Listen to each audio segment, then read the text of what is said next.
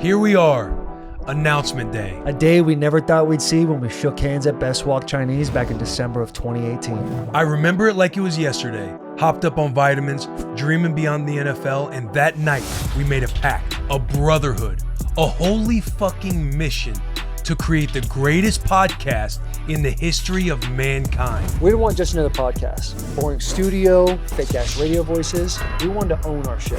We wanted to create a platform built on authenticity, where the locker room wasn't just a place, but a feeling.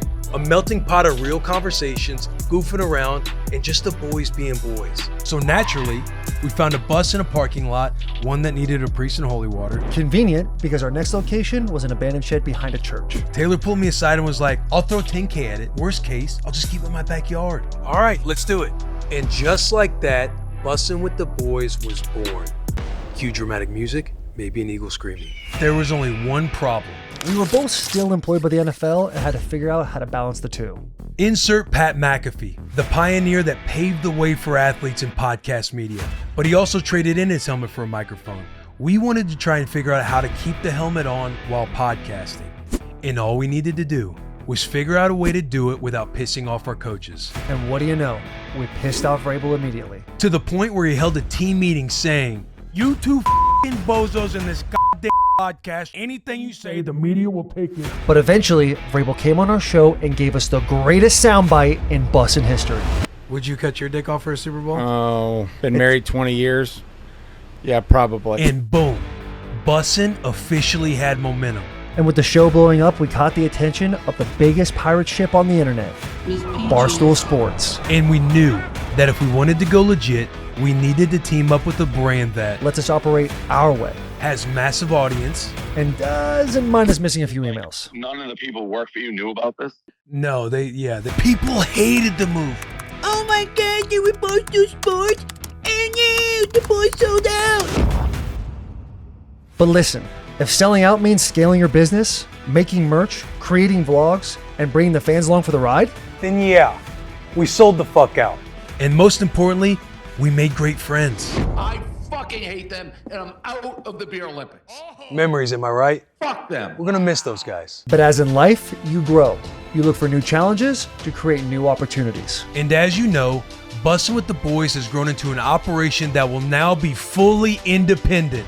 And our new presenting sponsor, drum roll please. Presenting sponsor, FanDuel Sportsbook. USA, USA, USA, USA, USA. Bussin' with the Boys now has the ability to collaborate with whoever we want. The ability to add talent. And think of it this way, everything we've been doing, but on PEDs. And yes, there are already haters. Man, fuck the boys, dude. And who gives a fuck? Because now, we're gonna tap into even more access in the sports world. We're going to keep bringing the locker room to the masses. And we're gonna prove that betting on yourself always wins. And to everyone who's been for the boys since day one, or you just hopped on the bus, we sincerely thank you and just want you to know, we ain't changing shit. Hey guys, real quick, I don't think we're supposed to say shit per the new contract. Are you fucking kidding me? For the most part, nothing's changing. Big hugs. Tiny kisses.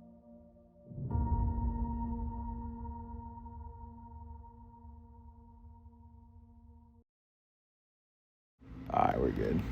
Be like, bussin' with the boys, hanging with the fellas, betting on a game. No woman's gonna tell us what to do, and I've been over here just drinking beer and making that noise. Baby, I'm hanging with the fellas, bussin' with the boys. Bro. Ladies and gentlemen, welcome to episode 318 of Bussin' with the Boys, but the first episode with our brand new America's #1 sportsbook presenting sponsor, FanDuel Sportsbook. USA, USA, USA, USA, USA. God, it's beautiful. It's a America's wonderful time. favorite podcast of just the boys being boys is now partnered with America's #1 sportsbook. How's Feels it feel? crazy to say. It feels crazy. crazy to say, bro. I don't want you to maybe check your 6 real quick. Bus is looking a little different right I now. know. Bake. We got some signage down. We got new ones up. The FanDuel Sportsbook is back there. We're looking a little naked on the bus, but we're fired the fuck up, man. We're fired up. We're going to be doing a lot of cool shit with FanDuel. We're going to be going to a lot of, speaking of all the tentpole events, we're going to be doing a lot of things behind the scenes with FanDuel. Be on the lookout for all that stuff, but boosting with the boys. Boosting with the boys is on the horizon, dude. It's going to be unbelievable. And the tentpole things you're talking about, like the access the boys are going to get, we should not be allowed to get. It is going to be awesome. The vlogs are going to be better. The content's going to be better. The opportunities that present themselves are going to get better. It is going to be awesome. Should we tell them about our first promotion? Go ahead. Bussin' with the boys. Let them know. Let the people know. The Boostin' with the Boys' first promotion. Bussin' with the Boys is teaming up with FanDuel to create Boostin' with the Boys. Every customer on FanDuel gets a shot to boost their parlay winnings this week with a Boostin' with the Boys parlay profit boost. Starting with the slate of games on Tuesday, March 4th. That is today. As you are currently listening, that is today. Right now. You can make a parlay on any sport and boost your winnings by 50%. We will also be making a parlay for Tuesday's slate, which will be featured on the FanDuel Sportsbook app. So it's easy for all the boys to tail us or fade us. I started off very tough. To be fair, maybe fade.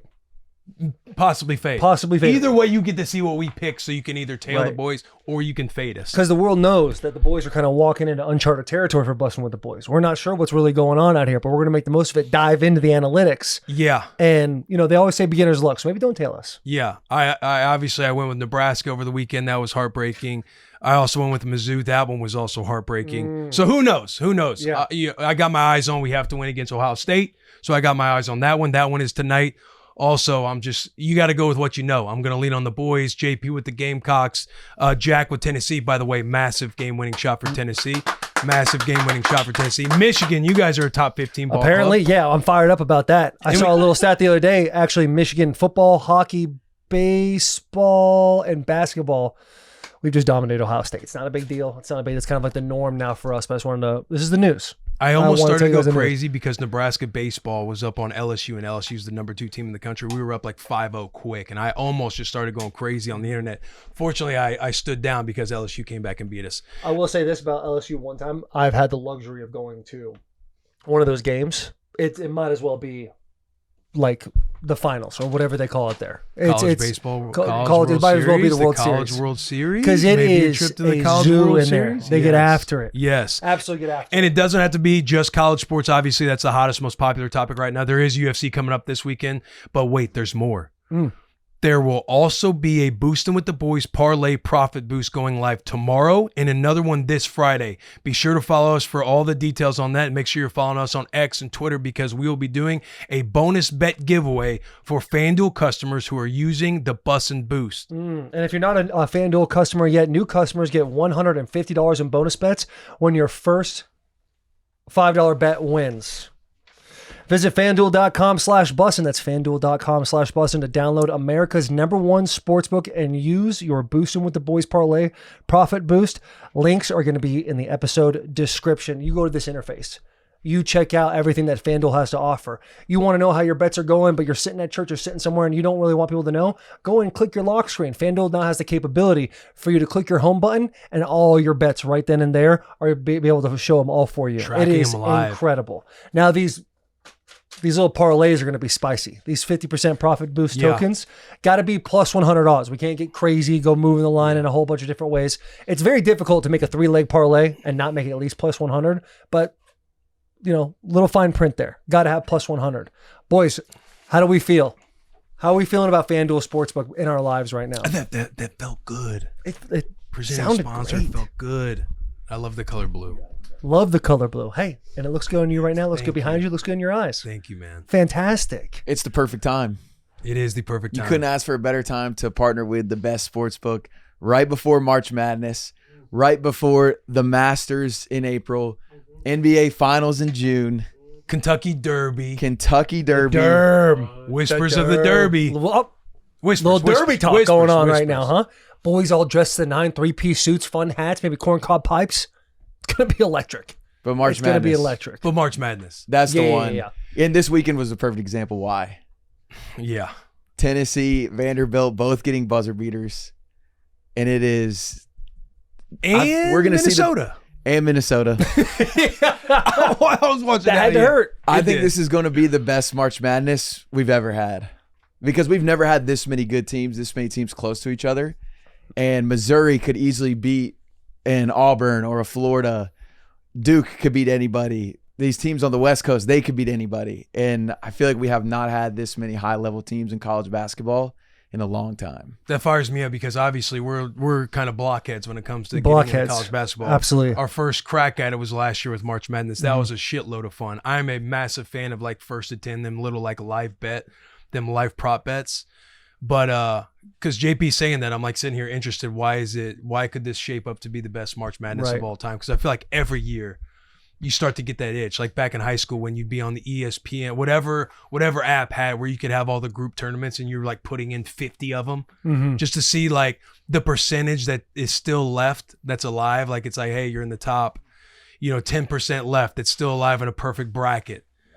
I'm excited to hit the bracket. I'm excited possibly some whispers going on about the Bus with the Boys doing a couple of streams maybe during Yeah. March Madness, checking out those games.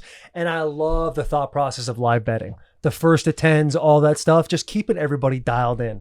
It's going to be a hell of a time. Are we gonna do a bracket challenge? Have to. Yeah, have to. Got I to. know with bets Yeah. on Okay. FanDuel. No, we should do a challenge and maybe a punishment. Nothing, no shaved heads. Here comes the Yeah, here we go with the talk. No punishment. shaved heads, but we comes the should do a punishment talk. punishment. It's Okay, well, fun. off the top of your head, what's the punishment? Taser? We did find out the tasers worked.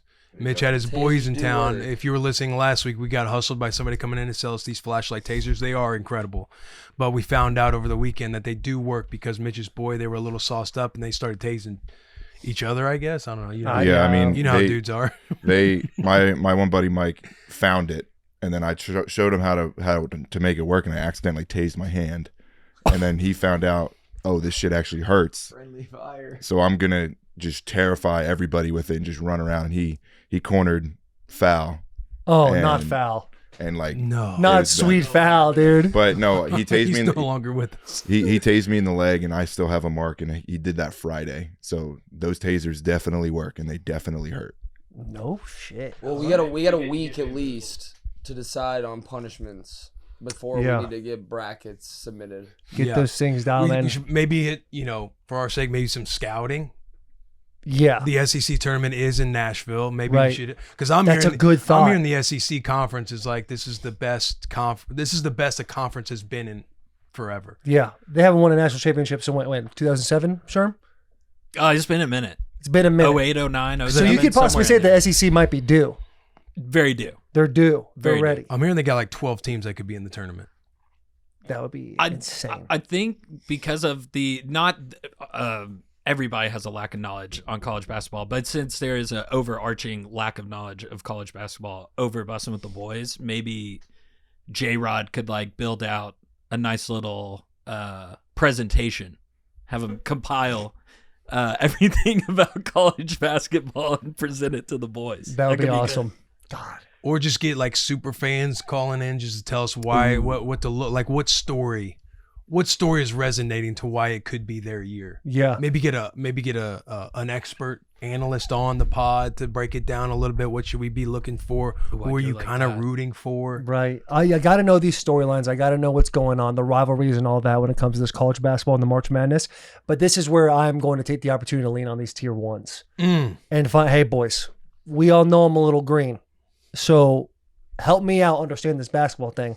And I'll ride whoever. I'm a blind horse. You just take me everywhere you want. Put the halter on, walk me around camp. We're just looking to win bets Dude, that's all we want to do. on the FanDuel. I don't care Sportsbook. if it's, I could put my name on the thing, but if we can do it together, boys, that's what matters to me. Yeah. That's what matters to me. Let's give one more round of applause for FanDuel, huh? What a time, man. Unreal. Should we cover anything else on FanDuel? Yeah, we actually, no, FanDuel? No, I don't know. Yeah. I was just throwing the question out there. Sorry, I got pissed off because I saw what was on the monitor. Oh, yeah. Yeah. Yeah. So that wasn't a shot. That was not me getting mad with you. Yeah. That was me getting mad with Yeah. in life. And how bets don't go your way sometimes. Yeah. Yeah. But we can jump into FanDuel in a second. We can jump into whatever we want. But I just want you to know, Las Vegas show doubled down 321 and 322 at Resorts World Theater, Las Vegas. Tickets on sale at BurtBurtBurt.com. You're like, Taylor, who are you talking about? Burt Kreischer's who I'm talking about. New special, Lucky, out only on Netflix, March 18th. So now we're doing 2 ads again. We've done 2 ads every single time. We're promoting everything Burt There's a Kreischer 5K. does. Burt says, I don't want to worry about the 'Cause he 5K this benched week. 325. March 18th. He's got a Netflix special coming out. Watch the show. Comment. Give it 5 stars, but then be a little nasty in the comments. Be like, hey, Bus with the Boys sent us. It's a shame what you did to them, hustling our boys like that. Give it 5 stars, though. Las Vegas show, double down, 321, 322, BurtBurtBurt.com. The special on Netflix is big time. I'm looking forward to his. I'm also looking forward to sit down and watching Andrew Schultz's special. If we're Got going to a lot of new dad talk in there. The jokes he's been promoing. And he got Matt Damon to do a promo with him. That was all time. Solid. Yeah. That was funny. Dude, on his clips, when you see him do his crowd work, he's incredible. He might be second to none. He's so when it comes to funny, the crowd work as well. Guy is top tier funny. Willing to blur the lines in any way. Yeah. Another person who blurs the lines made a second appearance on SNL. Let's give a round of applause for the boy, Shane Gillis. Monologue, hilarious. Walked into liberal territory and decided to go super Trump on all of them. Bro. Clips were funny. Not the clips. The skits were hilarious. Like the couple of beers ones. So couple funny. of beers. And hey, just a little bump. A little bump. That shit is so hilarious. It hit me. For those of you who watched the last podcast, that resonated with me big time. that was a hell of a skit. A hell of a skit, dude. It was awesome. When they're guessing the suspect, dude, the black and white yes, suspect, dude. that was 3-0. We're up 3-0. the buzzer beater one was crazy. They're like, her name, Lakeisha Thompson. He's like, buzzer beater there. Yeah. Yeah, dude, Shane, he seemed much more comfortable. He was in flow state in that one. I was. Yeah, did you they watch were it? funny, man. I didn't watch it live. I was just seeing all of it on social media, on the X app. He killed it. Because I was busy gooning on PUBG with Sherm back there. We were running duos on PUBG. How'd it go last night? Solid. You know, we didn't get a dinner. We didn't get a chicken dinner, but we did get a 2. We got a 3rd, a 5. Then a couple top 15 finishes, but we were out there throwing some lead. So you guys are like an above average little duo. I would say. I would say when I'm not playing selfish, we ride. Like we can cook. Now, if I Poetry. I've never played PUBG with either one of you. I've never played PUBG in my life, but I have played Call of Duty with both of you.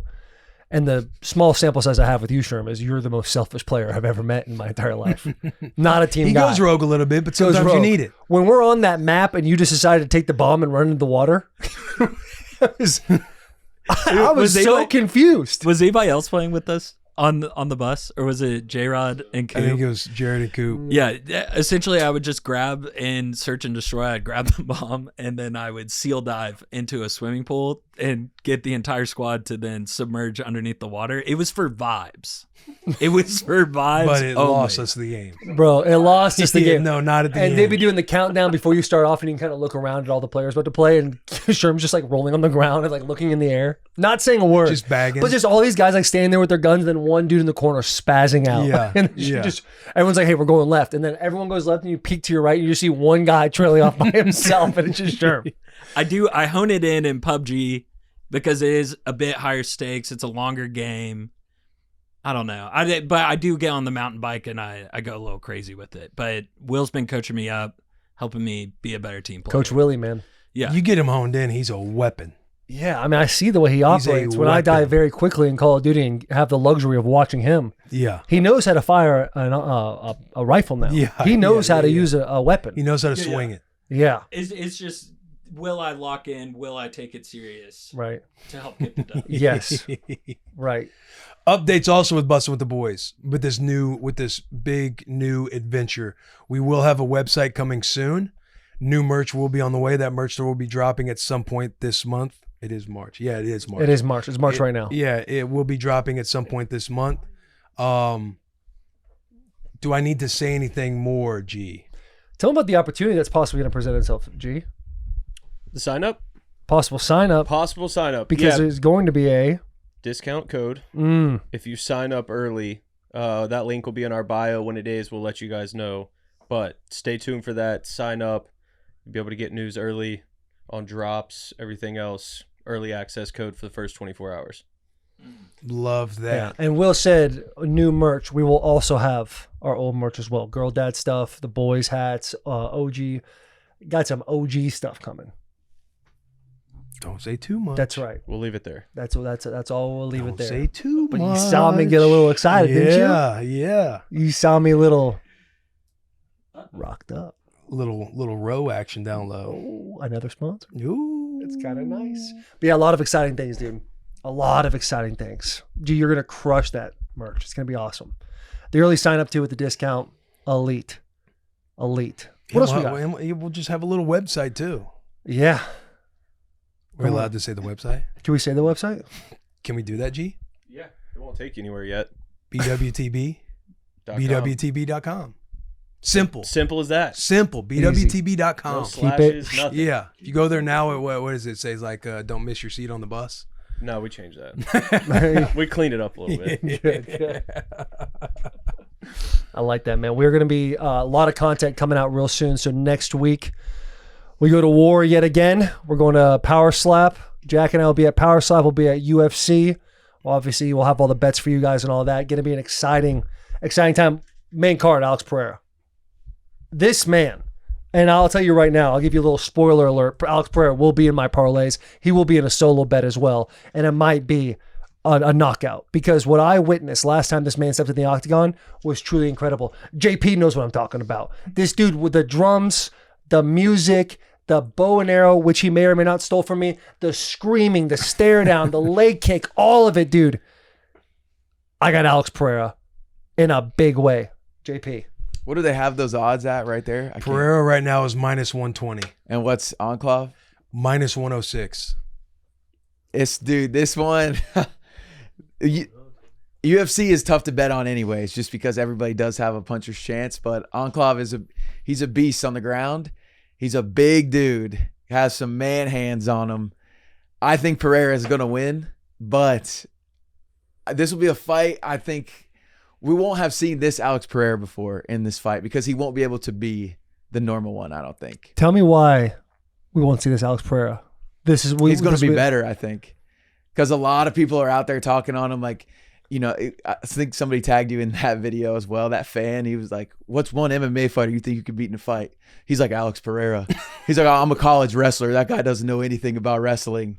Obviously, he does know a lot about wrestling. He works with Glover Teixeira, but I think we're gonna see his ground game elevate, and he'll get it done. I think he will knock him out, but I wouldn't be shocked if Enclave does pull something. And you're saying off. if Enclave does, it's going to be on the ground, right? Yeah, 100%. God.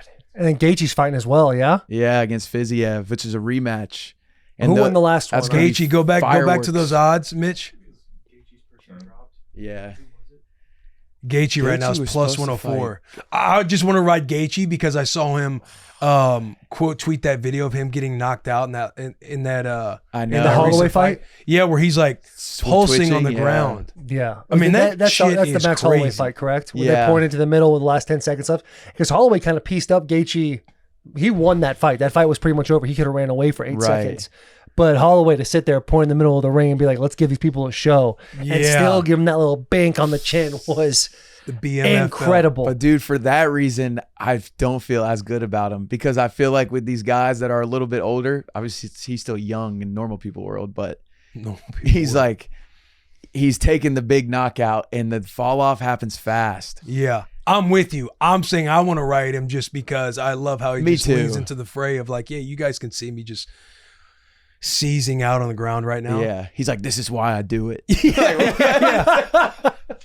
is why I do it. What do you say, like, win by your sword, die by your sword? And he's just fucking shaking on the ground. God, that's fucking crazy, man. Yeah, it makes me want to go Gaethje too. I don't know much about this other cat. Like, can you tell me a little something about him? Give me a Spark Notes version of this guy. He's a fun fighter. Got it. And so it'll be fireworks. Better on his feet? Yeah. Not with a name like that, dude. That guy's a grappler with a name like that. It's tough to say. Fiziev? Yeah.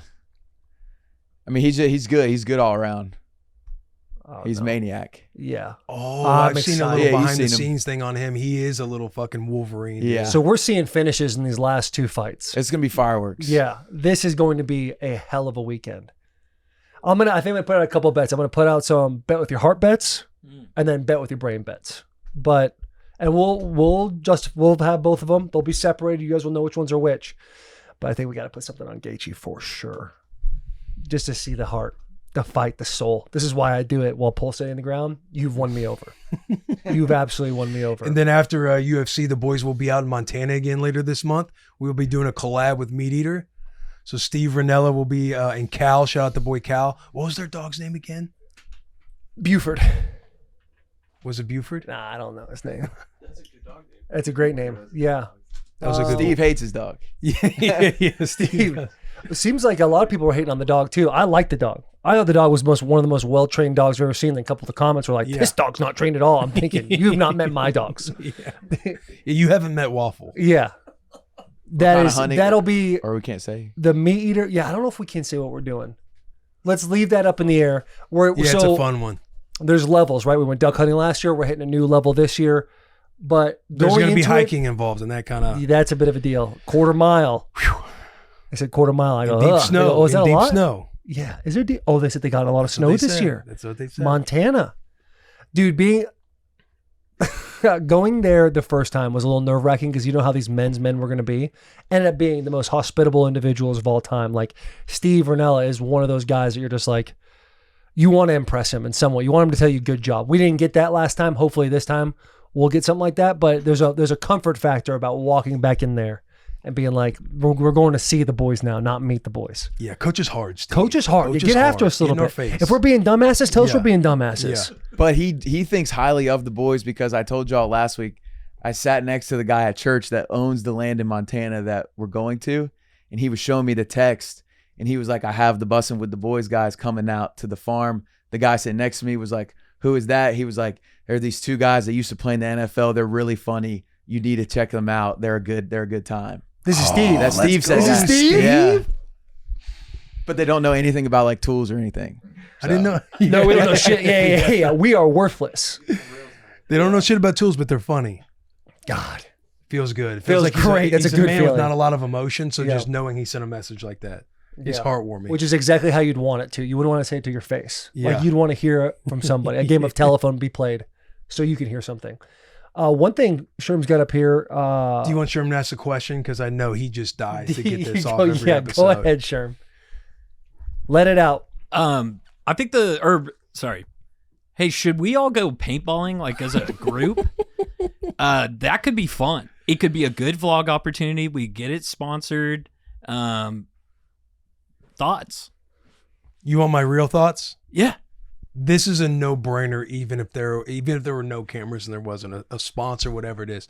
Paintballing is so fun. I did not think that's what you were gonna say. Really? Yeah, well, you want to hear my real thoughts. I thought he's about to shoot this down so hard, and I'm going to have to come in after daddy just hit the kid at the dinner table. I'm like, hey, listen, he's just stressed out right now. Like, it's going to be all right. Are bonita fish big? Yeah. I agree 100%. We should absolutely go paintballing. Get it done up, put the face paint on, all of it. Oh, yeah. Would be awesome. It'd be nice. There is like a little army base around here. If we could figure something out about us versus like 6-7 cats that are like legit. No. And just see you how don't they want operate. that. The way cats operate on the paintball Bro, would that field. not be so much fun? You're a tall target. Yeah, but I can get myself in little spots now. Not at all. Y'all forgot about my stories, dude. I can get little areas. Taylor, Y'all need to worry about me. Y'all need to worry about me. I'm telling you right now. Hey, I'm an issue out there. Have you hit paintball courses? Once. And I was average. It is so fun. I know I'm gonna get better that second When one time. of your boys growing up would have like a paintball party, and just you and the dads would travel out to a course and just play all day long. Like, it is so much fun. Yeah. I feel like Bonne Terre is like where the courses are. There's some courses out there. There's some courses Right out there. You said travel out to a course, like went around the block. Dudes loved it so much. Like, you just go off in the woods somewhere and set up shop and play. Yeah, they're fun, bro. And then it's like your first time playing, so you're like, you'll get camoed up or wear too much clothing, and then just the afternoon hits and it's like, what are we doing? Then you're out there with t-shirts on. It hurts a little bit more, a lot more actually, but it's fun, man. But you do not want to going against some special force unit or even some paintball team. Like, you get pegged and it's over, and they're flying. Yeah, I'm talking the quick trigger out there. You're trying to set up, you know your boy. I'm not trying to. Let me defend this a little bit because I still feel good about it. We should go out as a group, have a little fun. Let the amateurs play a little bit, grow up, figure out the gun, figure out the weapon, who's good, who's not. I think eventually it'd be fun to see if we could just get one of them. Or like 1 versus us 9. Like, you know how they do like hostage situations? Maybe we're the hostage, like we're the bad guys. I don't know the right term to use. We're the bad guys. We're out, and they got to get us. I think that'd be so much fun, especially if you're getting banked once. Like, it's not real bullets, Will. We're not going to die. Yeah, I know, but here's the problem. We're going out to this course, and we'll probably be renting all of our equipment for the most part. These people come in, and they have their own weapons. They have their own everything. Right. I'm telling you, the paint is flying. Their trigger fast, fingers bro. are Yes. insane. So you're getting hit with an automatic. Movement right there, their Mitch? trigger fingers. Yeah. You're getting hit like it's an automatic. I'm with you. I'm not saying I'm still down. I still think that'd be a lot of fun. We'll get out there. Let's get out there, just us. I can see we're getting a little pushback. That's all right. Let's get better. Let's become a good team.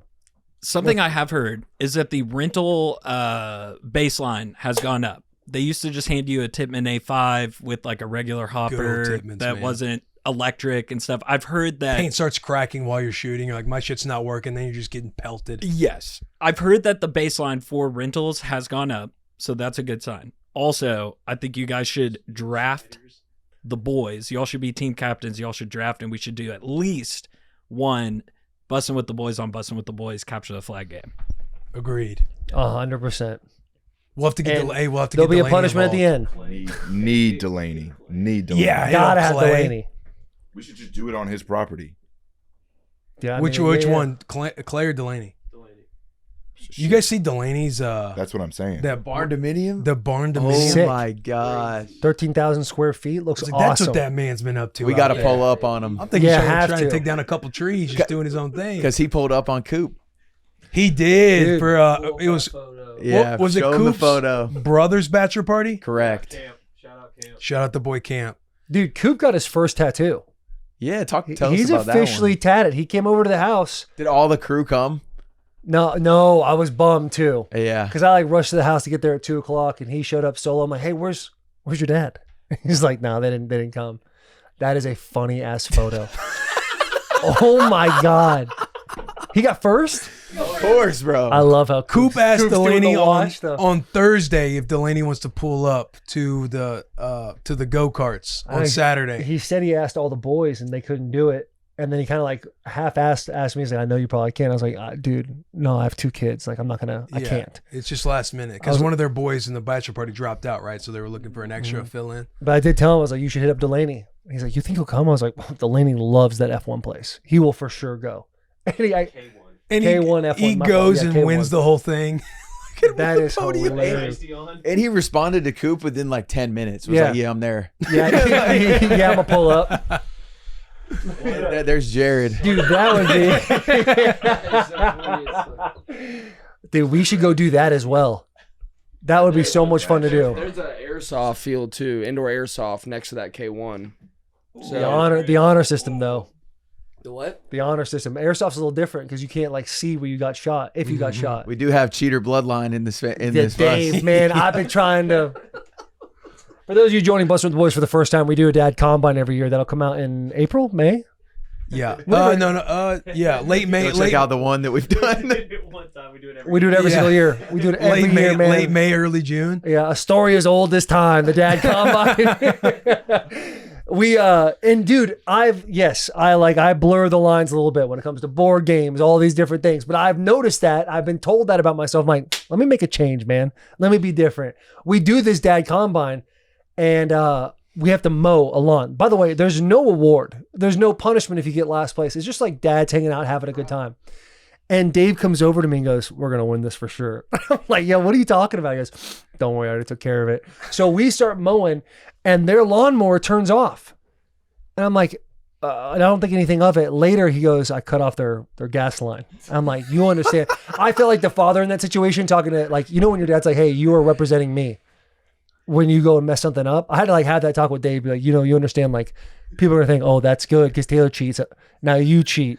Right, I what see happened, where it it's like, comes oh, from. apple doesn't fall far from the tree. Weren't y'all I had to hiding? eat that comment and think, yeah. I mean, he's 100% right. Didn't y'all hide stuff from them on the grill making too? Yeah, they had like a hammer, some part in the building process. I just found out about that a couple days ago, by the way. What?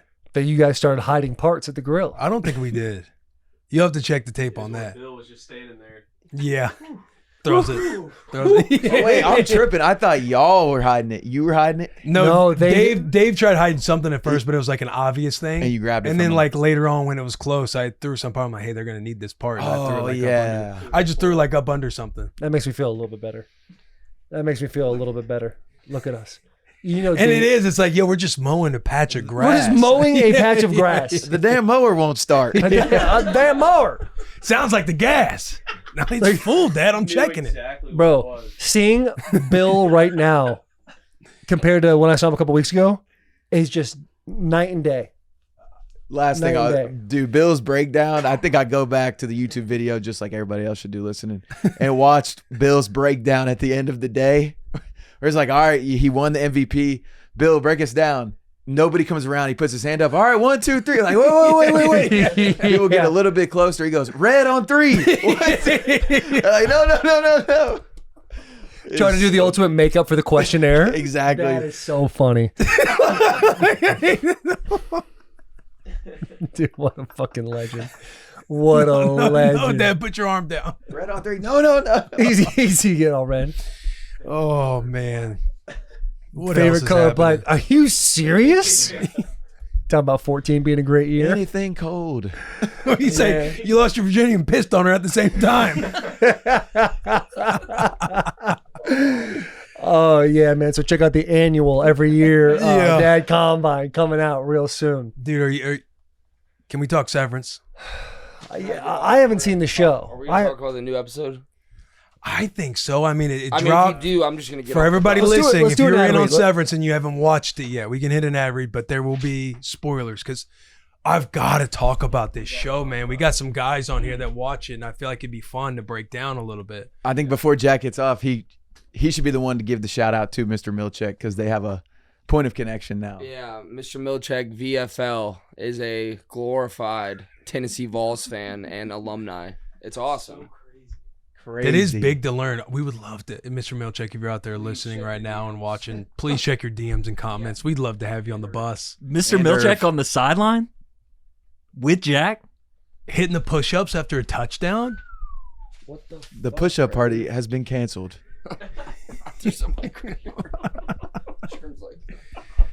What ad read should we hit? We do have some new ones. You want to hit this board right here? TikTok? We got a TikTok? Heyo. This episode is brought to you by TikTok. What does a mechanic and auto shop owner in Georgia, a taco restaurant operator in Arizona, and a life-saving medical innovator in Tennessee have in common? They're all small business owners, and they're all thriving on TikTok. Across the U.S., over 7.5 million businesses, from family-owned shops to entrepreneurs, are using TikTok to compete and grow. In fact, 74% of businesses on TikTok say TikTok has allowed them to scale their operations, increasing sales and expanding into new locations.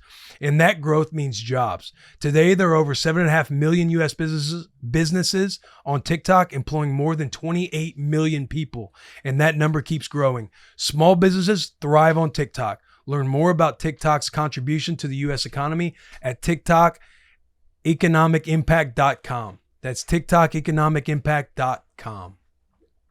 Beautiful. What a read. TikTok. Shout out TikTok. That's awesome, man. TikTok. Yeah.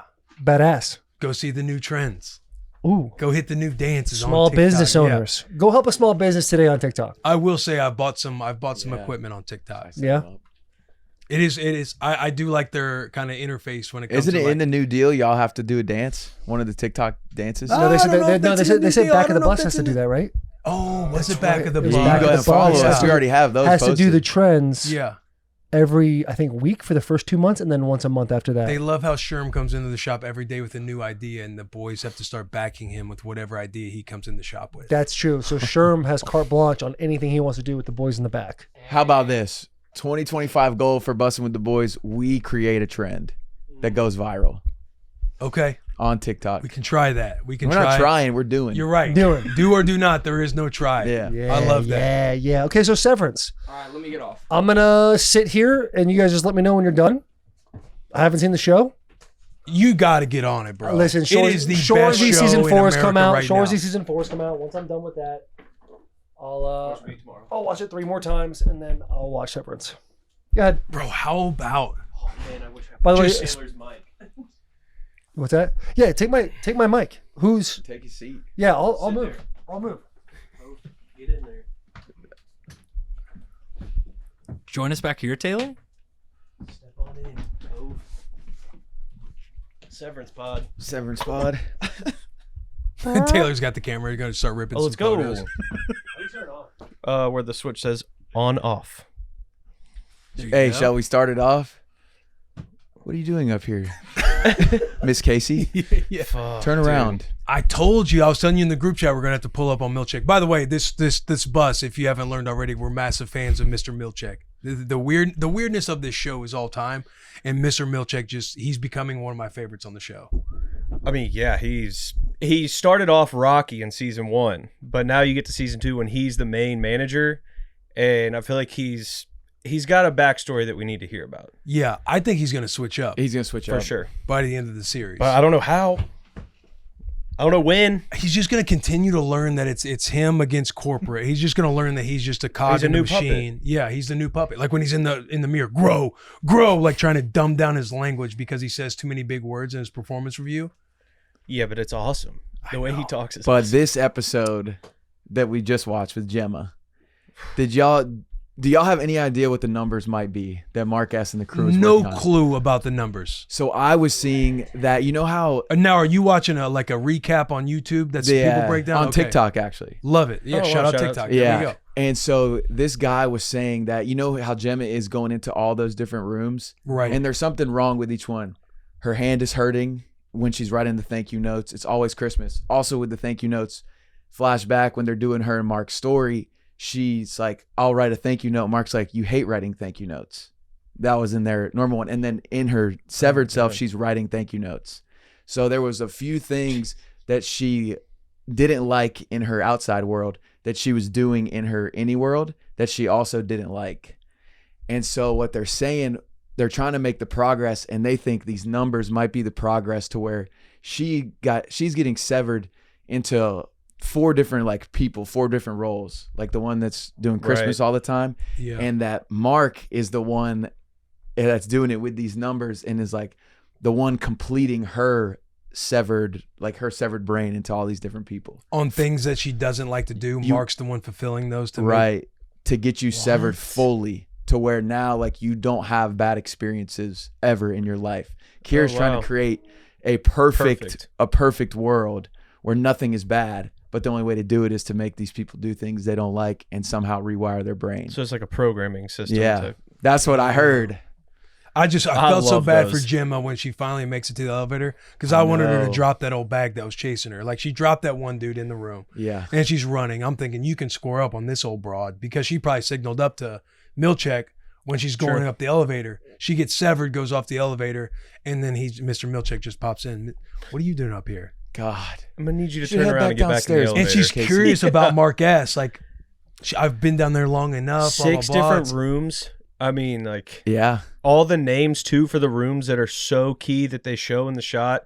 And then Coop brought up a good point that on Mark's desk of the little face thing of his, it says Mark S. Allentown. So there's got to be some sort of tie back to that room. For them. Because we've seen Cold Harbor. That's the one making, that's- and this is one that's going to change the course of Lumen forever. Yeah. right.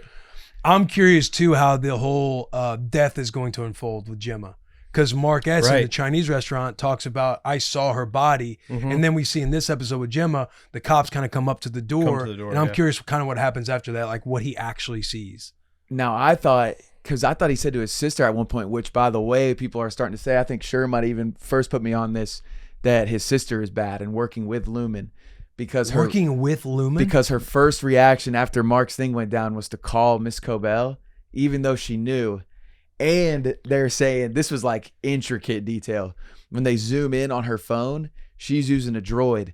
Apple is very keen on not letting villains use their product in Apple shows. That's Apple shows.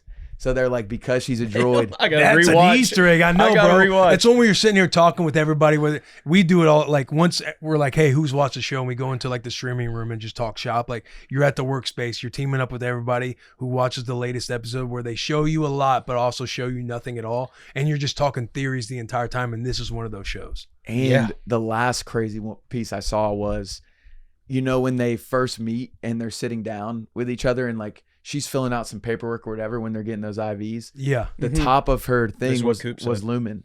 That's exactly what Coop was telling us. When they were first going in to talk about doing were they doing IVF? Were they trying to do IVF? No, I'm talking about when they first met. Oh, okay. Like when they're sitting there and at the library or wherever they're at. Then maybe I misunderstood the time of what Coop was talking about. Must have been. I think Coop also said that, like when they're There's been multiple times. He was saying like when they sit down as a couple to talk about meeting with somebody to help them get pregnant, that the dentist or whoever in Lumen, he like walks back. He's in like he like walks past the screen. Did you send that to us in that text, in a group text? Somebody either did. You or Coop did. No, I saw that on TikTok, and not to derail this conversation at all, but just a nerdy shout out that the cinematography in this last episode, they shot all those flashbacks on film. Insane. Anybody that is just like a fan of cinematography, of film, holy moly. Like storytelling without lines, just like beautifully shot. It was sick. Wasn't it the first episode with a new director too? Yeah. It's the first one where you don't see Ben Stiller at the top of the credits. Yeah. Directorial debut. Yeah. That director had been a cinematographer their entire career, and then come on, directorial debut, crushed it. Insane. Yeah. What a crazy episode. Because they also, Sherm, I might need your help on this one because it was, I think Gemma said to Mark S., hey, like, where are you right now? And then his sister also said that to him when he comes to after he's unconscious. So that's another reason why they were saying that they think that. Yeah, that she could be bad. You think she's tied to Lumen because of Rickon? I don't know, man. Or do you think she's tricking Rickon as well? Because they asked, the last time we saw Rickon, they asked him to write the book for Lumen. I know. I still want to believe she's good, but there is just a ton of, and I could be totally wrong for fans of the show, but they have mentioned that there's never been any shots of the sister by herself being angry with Lumen, not trusting Lumen. When she's around Rickon and she comes in, Natalie's in the room, like she's around Rickon. So she's like acting that way towards Natalie, and then she leaves and she's more upset about Rickon's writing, that he's changing the writing, not really talking bad about Lumen. It's an out there conspiracy theory. It probably won't be true, but it's fun to think about. Like, does she kind of know already that there's stuff going on, that Gemma and Mark signed up for this Lumen thing together? Because who have we not seen their outside world yet? Milchek? Is he the only person we haven't seen like his Audi? Well, he is, because he stays in their business whenever he's out of work, pulling up with fruit baskets. Yeah, he is just around the clock the entire time, all the time. But for how much longer? I know. Miss Wong coming for that seat. I know, bro. And did they ever change Mr. Vilchik's desktop? Where he's like, where he's just fuming. I need that for him. Right. I need that for him. There he is. But yeah, if you're not watching Severance, get on Severance, because this show is unreal. Oh yeah, this show is unreal. All right, Taylor, you can tag back in. Oh, thanks, man. I'm coming back, guys. I do watch that episode. Hey, Taylor crushed the photography back here, by the way. Oh, he legitimately took some really good pics of y'all. There's a switch. You just turn it off right there. Oh! How long we been rolling, Mitch? There, no? 45. Yeah. I feel like we've touched on everything. You know what's awesome is I have not seen Severance. I know eventually I'm going to see Severance the way my personality works is like everyone will watch it, and then a year from now, I'll be like, bro, have you guys heard of Severance? And you guys will be like, yeah, it show's dope. And then I'll try to talk about it with you guys for a month and a half, and then it'll be over. Just like Suits. And the good news is I sat there on my phone and my ADD took over and I didn't hear a word y'all said. Yeah. I heard something about a desktop though. You'd be into it, man. Heard something about a desktop. You'd be Hopefully into that's it. Couple more things, then we'll get out of here. We'll get it to a very wholesome, wonderful podcast and a couple of OGs. Matthew Stafford signs with the Rams. How much is that contract? Do we know how much that was? Because I feel like he wanted 50. I want to say a source told me that the Raiders and the Jets, Giants, one of the New York teams, were offering him 45, and the Rams were offering him 40. So sure enough, when we were talking about that last week, retire over $40 million. But I know that they met the Rams and Stafford.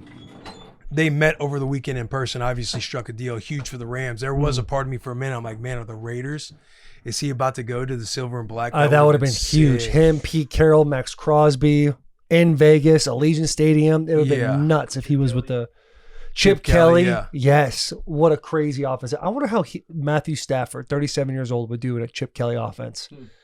Would be interesting. Would be interesting to see Chip Kelly and how good of a coach he is to adapt to a quarterback that doesn't run. Yeah, but it's cool that he's sticking with McVay. Him and they all worked it out. Because you saw McVay, he went on what's their pod? Big Wit and Fitz. Wit and Fitz. I think it's Wit and Fitz. Maybe, yeah. Wit maybe and it's Fitz, great podcast. Those guys are all time. Ryan Fitzmagic. But he was having a real candid conversation. It was cool to like listen to. I saw all the clips that were going on where he's talking about the Stafford negotiation, talking future, what you have to plan for. Fitz and Wit. Oh, perfect. Yeah, Fitz and Wit. Good podcast, couple of legends, great guys. Andrew Whitworth, one of the 77s. Yeah. Respect that man. Also on on and the off weekend, the field. Debo. But hold on, just on the real quick on the Matthew Stafford thing. Diana Rossini has her own show, and she had Chase Daniel on there? And you guys were talking about the whole retire thing. That is the dumbest fucking thing I've ever heard in my life.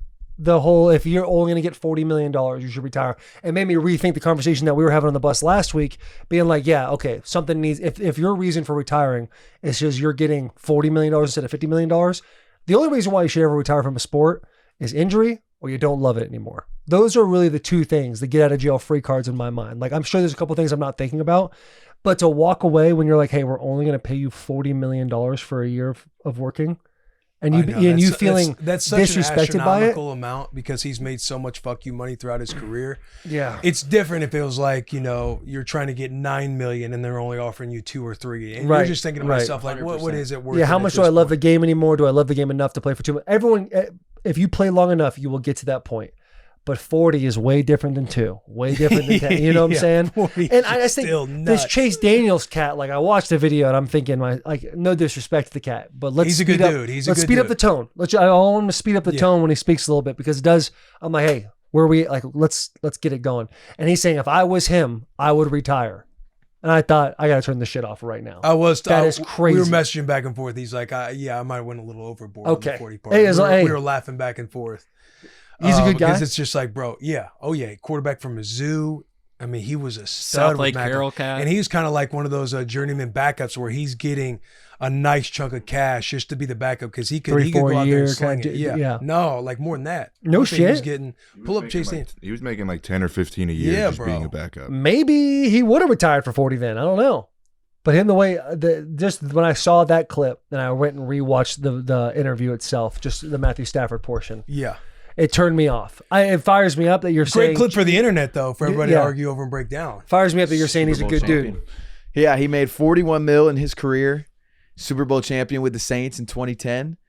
And he played with 1, 2, 3, 4, 5, 6, 7 teams. Yeah. Nice. He's in that nice backup role. Just getting paid, too. He was legendary in college. As a backup? Dude, he was insane in college, man. Because then Blaine Gabbert came right after him. Oh, so Missouri had a couple of you're right. 8-year stretch. Well, and that was the crazy 08 season where it was between Kansas and Missouri for the Big 12 North championship representation. It was number 1 versus number 2, Kansas versus Mizzou. crazy. Because year that of year, I college want to say football. Mizzou beat Oklahoma when Oklahoma was number 1, and that's when they stormed the field. And Mizzou was just having a hell of a run. Mm-hmm. They were having a hell of a run. Yeah, but that's all I had to say about the Chase Daniel thing. Fires me up that you say he's a good dude. You know him personally. Yeah. Because when I'm watching that, I'm just thinking, this is madness. Triggered. I was sitting in our den, and I'm just watching the video while Jared's getting set up for the Red Dead stream. And I'm just like fuming on that chair by myself. Like, what the fuck are we talking about here? So good. Fire's been put out. Debo to the Commanders. Go ahead, Will. Debo to the Commanders. I think that's a big move. Now, Debo, he's got the injury history as of recent, but I feel like trading for a 5th round pick, that's like big potential upside for somebody who's like a utility dog out of the backfield in the slot, wherever you want to put him, the creativity in a Kingsbury offense. I think it's a big win for Washington. Yeah. You just hope he stays healthy. Because they have other weapons too. It's not like it's just on Debo. Right. I think that's going to make him even more dangerous. And it opens up those guys on the outside. Again, if he can stay healthy and he's got that chip, a boulder on his shoulder because he got traded for a 5th round pick, I think it's big upside. It's not a whole lot of risk because you know what you're getting. And again, you just gave away a 5th round pick. Right. Debo strikes me as a perfect candidate to add the boulder on the shoulder for a 5th round pick trade. Like he is, that guy's going to take that personal in the best way possible. The utility weapon. Like saying the word utility guy can often be seen as an insult. When it comes to Debo, we were able to put him all over the field except for the starting 5 offensive line. Like he is a weapon that you have to account for every single week when he's on the field.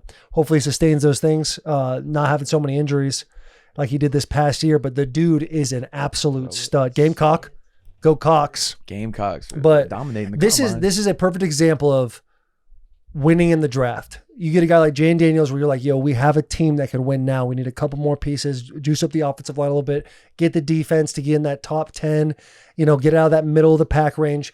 You have the affordability to go and get and take on a large contract like Debo Samuel because you have a quarterback that's on their first contract in the NFL. If you're able to do that, these next 3 years for the Commanders are going to be one you're like, hey, they could legit go and win it. They could go and win it. Nice window. Yeah. A great window. And as long as Jaden stays healthy, man, as long as he stays healthy, because he does take some hits. He falls gracefully, but he takes some hits. Yeah. I had that. I was talking about that in the season. Like he does know when he's like out of like there's too many guys around him, so he gets down. But there's a couple he's getting like tossed, doing somersaults in the air, and you're like, okay, how do we avoid those couple boys right there? So I think the Commanders are in a good spot. If you're a Commanders fan, if you're a part of the Commanders team, you're sitting there, you're smiling, going, hey, we got a shot this year. Looking at a good futures bet on the FanDuel Sportsbook. Yeah. Good futures bet. Let's just look it up on the FanDuel Sportsbook right now. Pull it up. While they're looking it up, the Bills also, they've put their bid in for Myles Garrett. No shit. If they could land him. Buddy, if they can land him. I know the Bills. The Bills are just in the spot where nothing matters. Nothing matters except for the Super Bowl. Right. What have we ever? They're plus 2,000. Is this to win the Super Bowl? That's for the Super Bowl. Plus 2,000s. It might be time to jump in. Be fun to jump in and ride. Yeah, why not? Yeah. I think this year we should do that too. Is all kind of pick a team that's out of our norm and be like, okay, this is what we're gonna ride with. When we start talking about the Bills, that's why I started thinking about that because you want the Bills to win it, man. You want the Bills. Bad.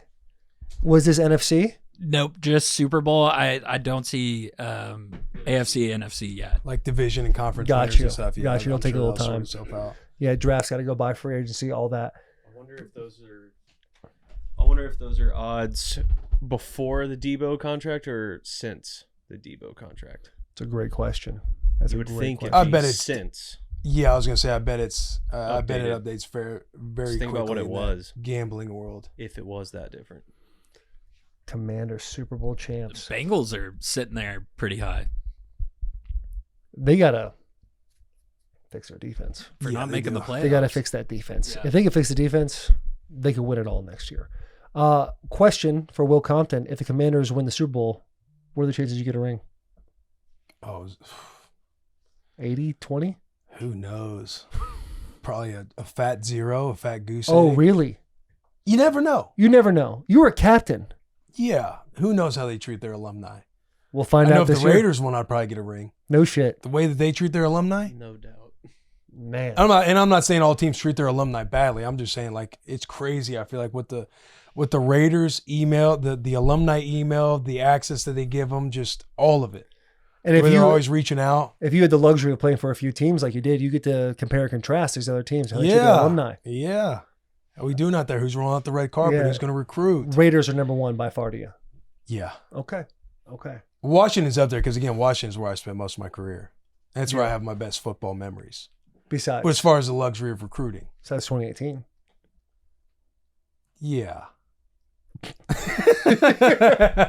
Dude, we got a hell of a podcast for you guys today, man. Jelly and Ernest. Hey, how excited, bro. Again, not to just continue to harp on FanDuel, the boys going independent. But this is the next chapter. We're in it. And for people who are curious about like, you know, the whole sellout headline, people act like Barstool was shooting with us in the gym the entire time. Like we were standing this thing up before Barstool. They identified a great asset. People called us sellouts when we were going to Barstool. Yeah. Now that we're going independent, like we're going fully independent. And for people who are having trouble wrapping their brain around it, it's like here's an easy example as I can give. We were on the phone last week with our sales and everything else, talking about like what partners we're going to be working with. Like this deal that ultimately we're in, when people are like, oh, money this, money that, like we're going to be making like over double what Barstool was able to offer off the few partners that we now have. Mm-hmm. Whereas last year, the offer that we have all encompassing for Barstool, we worked with what? 30 different partners. Yeah. So at times we felt like we're just saturated with our content because we're making so many. Well, hey, we sold this. You feel that way, but that. you also see in the comments too, people are like, hey, why are there so many ads? Why is there so much this? And it's like, we weren't in control of that process. We do what we're told. Yeah, we do what we're told. Yeah, we do what we're told. Contrary to popular belief, we were good soldiers. Yeah, we were incredible soldiers. Yeah, we sit there, lay on the grenade. Yeah. So getting to be picky, getting to kind of just do our own thing, and again, we're making the website, we're going at it with our own merch, but just to kind of be a little bit more selective with our partners in the future, we're able to do that. We have full control, and we get to do it with the support of FanDuel, and I mean, it's fucking exciting. It's awesome, man. It really is. It's gonna be a fun few years. See where we can take this thing, run around. See what we can do. I mean, the boys talking in the back of the bus. There's some whispers of a short bus podcast. Yeah. Working title. As of right now, Short Bus Podcast. Comments are flooding in saying, I need it. Like I need to breathe. Oh. Okay, Mitch. Oh. I mean, I'm not, that's not me saying, that's the comments that are saying. That's the comments. Which you love That's to all see that because is. the tier ones are out there. Yeah, I mean, we're fired up. who knows? Yeah. Maybe our episodes get some numbers. Well, Mitch in his competition with episodes and other brands. Yeah. I mean, if you're not fighting for something to chase after, then what are you doing it for? Amen. The love Quote of the game, graphic. man. It's a Fucking quote graphic. Get on it, Coop. Hey, Mitch is acting different. Hungover Mitch is different. Put the glasses on, Mitch. Twilight Put the Zone. glasses on. It Damn. hardly fit. Yeah, no doubt. You better get those back, Sherm, before they break. Yeah, it kind of hurt my eyes. What do you say, G? We can cut it if not, but do y'all want to tease the video that y'all are working on? The video will play At the beginning. before this? Okay. at the start of this Do y'all episode. want to talk about making it? The video is fun to make. And Boom. No, like Later. making the video, it's like you know going into the video, it's going to be a big announcement. You're wanting anybody, whether it's the tier ones, the stoolies, people who who follow the podcast industry, people who just want to know our story. It's like we wanted to craft a video that kind of like told our story. So getting to go back to where we shook hands at the Best Walk Chinese restaurant, getting to go back to the gravel parking lot, the shed behind the abandoned church, getting to hit all those spots. And the guys who were shooting it too, Sherm, JP, Jared, guys who hadn't fully grasped all the history with Bussin before we became where we are now. It's like we wanted to kind of capture all of those things in that video, announcing our, awesome partnership with FanDuel. So that's kind of like what we were wanting to hit on. Yeah, that was really well put. There's not a whole bunch to add for that, but like my favorite part of making that video was between takes, kind of reminiscing on the gravel parking lot. Oh, the train that's going by right now. Hey, every Bus with the Boys podcast, you're gonna get the train. Then going to the shed, walking inside the shed, and it's literally like a time capsule. Like our old seltzer, our Hunter Briley, one of our first sponsors, being able to see all that. It's like literally nothing changed. We left, and no one's been in that shed since we left like 3 years ago. It was unlocked. It was unlocked. And then, yeah, the church, the abandoned church, it was awesome to film. It was a fun, like, full day of really being able to break all this down and seeing it and watching it come together the way it has, man. It's awesome. And anybody who like tunes in for the first time, if they're like fans of Jelly Roll or Ernest, or they just seen like some rumblings going on about us going independent, they just want to check it out. Like, it is a great snapshot to see like how these last 5 years have gone with Bussin' with the Boys. And it's cool to see this next chapter and what's gonna happen next. We don't know. We have an idea, but there's just so much opportunity out in front of us, and we're excited for everybody that's joining. And just this whole talking thing. about some of them old stories, like renting a fucking generator. Yeah, So just to save costs. Yeah, it's like, hey, let's rent first because we don't know. We just don't. You don't know where shit's gonna go, man. You don't know. No clue. And I remember thinking like, like in the beginning, Will put in. You bought all the cameras and mics and everything like that. I just paid for the bus and to gut the bus and get it all kind of done up. I remember thinking to myself, man, if I can make this $10,000 back, that's a good investment. Yeah. Like it'll be a fun, good investment. And to see it truly turn into a career, it's awesome. And it doesn't happen without people watching every single week, subscribing, unsubscribing, commenting, all those things. And seeing where the industries went too, and I'm not saying like we were the pioneers in any of this, like who knows if people were pulling inspo from it, but just to see where the industry's at, where athletes are now having podcasts, like it was so foreign at that time. Yeah. Because again, the only true inspo as from athlete to podcast media was McAfee. And McAfee being a Pro Bowler, having the big time contracts that, he talks about like his comedy tour, like he had a lot of things going already that allowed him to just be like, oh, this is going to be the move to retire because I have shit I can do. He saw it in front of him. Yeah, he saw it in front of him where it's like, he's like, I can make this money. Like, this is no big deal to walk away. To where I know me personally, I'm sitting back, it's like, you're kind of going like, hey, we don't know if this podcast is even going to take off. Like, let's figure out if you can, play football while trying to stand up some podcasts. Right. And just seeing it all unfold the way it has with just the inspiration and the blueprint of a Pat McAfee. And also when you look back like JJ Redick in the basketball world, but there really just wasn't anything going on. And see where the industry's at now with athletes having their own thing and doing their own collaborations, whether it's podcast content, vlogs, YouTube channels, whatever it is. It's just cool to see that we took a shot back then because it very much felt like a shot that we were very insecure about at first. And there's a point in this video where it's very quick where you see me and Will talking in a team meeting and Vrabel standing in front of us, pissing off Vrabel.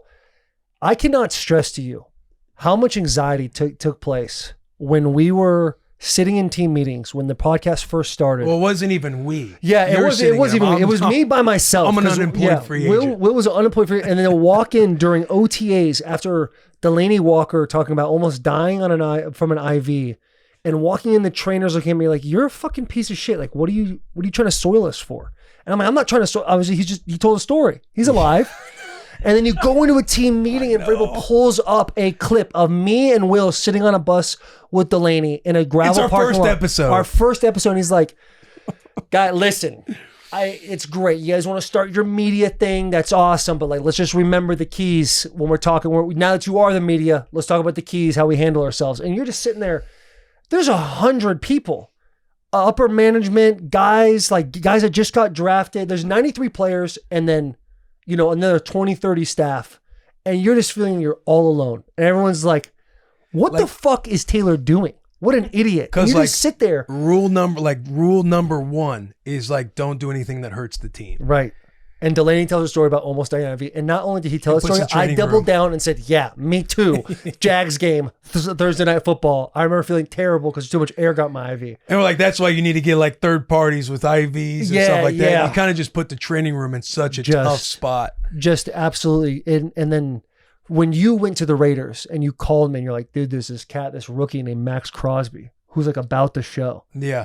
And just thinking like all the way across the country and in Oakland at the time, there's people that are watching the show and embracing it. And then us being, and I don't know if we are tasting the bubble outside of Tennessee, because even though I wasn't on the team when I'm sitting and watching you guys, because again, that was the year you ended up going to the AFC Championship, but you started off like 2-4. Like when I'm sitting there watching you guys lose, all I'm thinking about is, fuck, man, I hate that we got to put out another episode. And I don't even want to ask Taylor to do an intro. Not only that, the first season Bussin' with the Boys came out, I was suspended for the first 4 games. Sitting at home. And they're like, this fucking guy in his podcast, he'd rather do a podcast. I'm like, I really want to be on the field. And dude, the second guessing, the being like just scared about everything. Like Will and I would get off the bus. We would do like 3 episodes in a row to backlog for the season. And we, on our car rides home, would be on the phone. Be like, what do you think about this? What do you think about that? That was kind of stupid. No, it was fine. I think it was fine. And it's like this game of insecurity of us trying to fit a puzzle piece to see where the next thing is. And I don't know if it's like a lot, like we always go back and forth. Like, were we the first like players to start a podcast or were we not? Like, let's just say for like we were. Let's just say we were.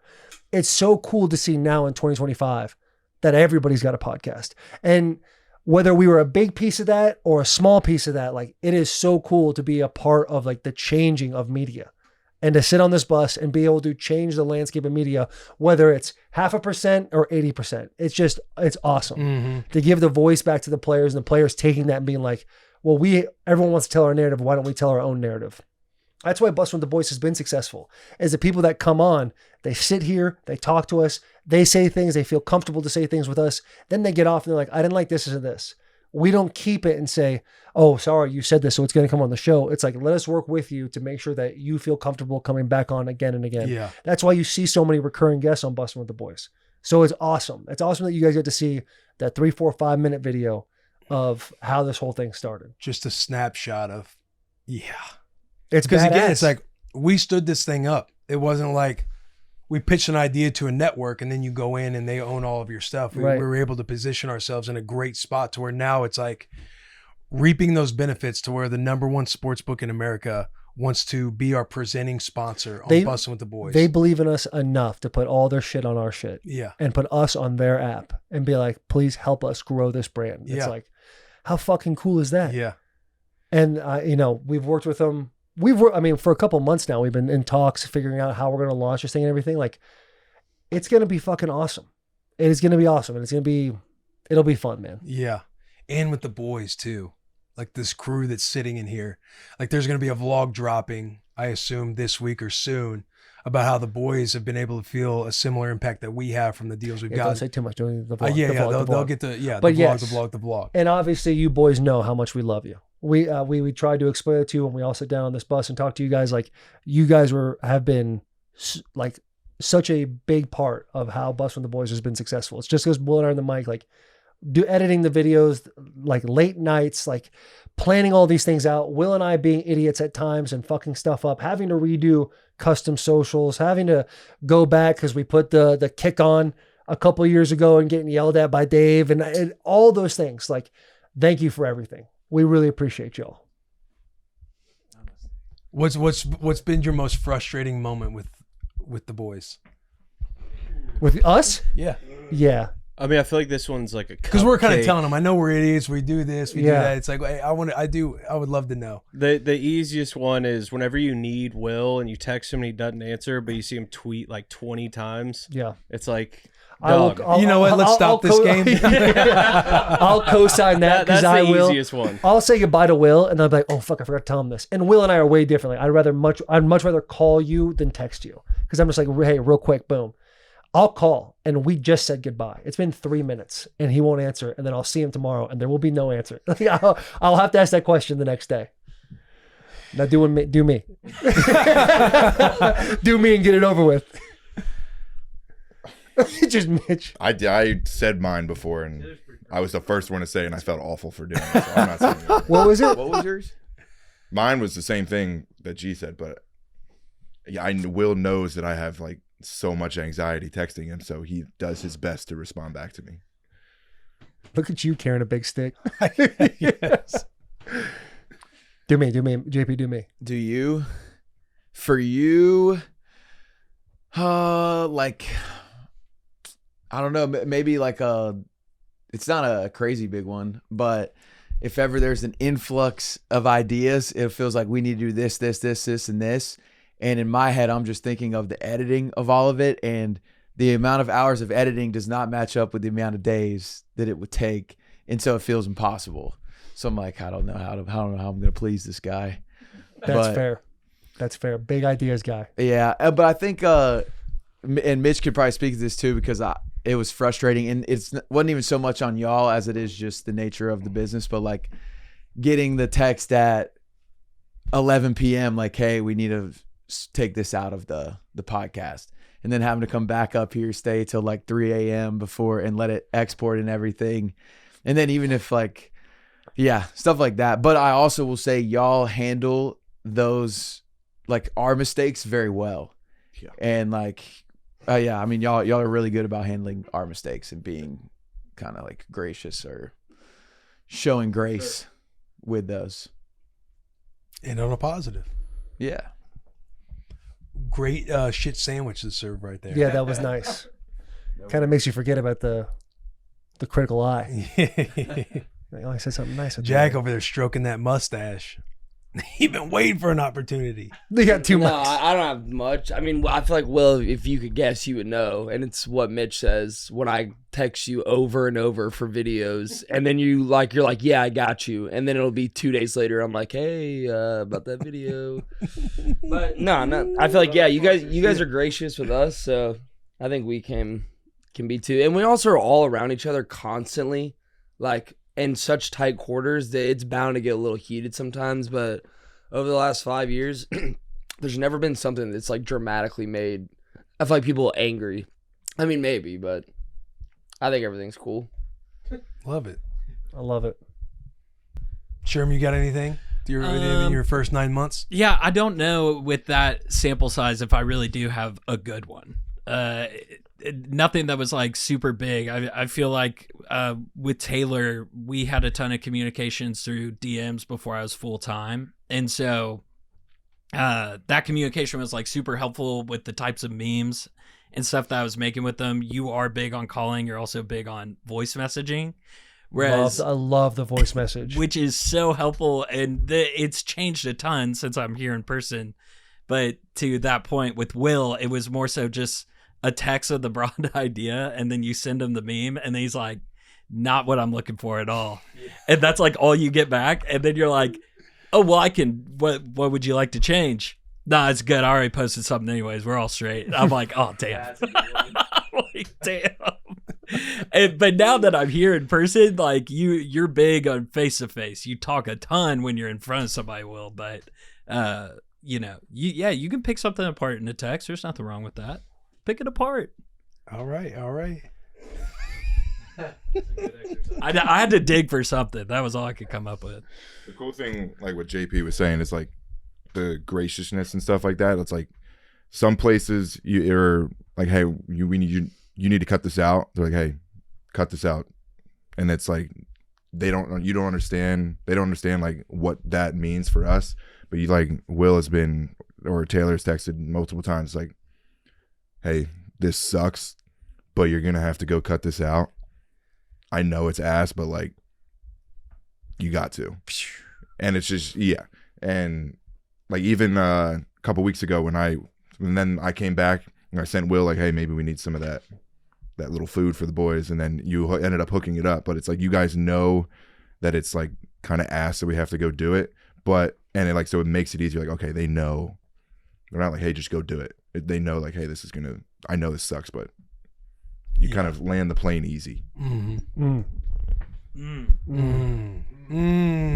Thank you for your grace last week.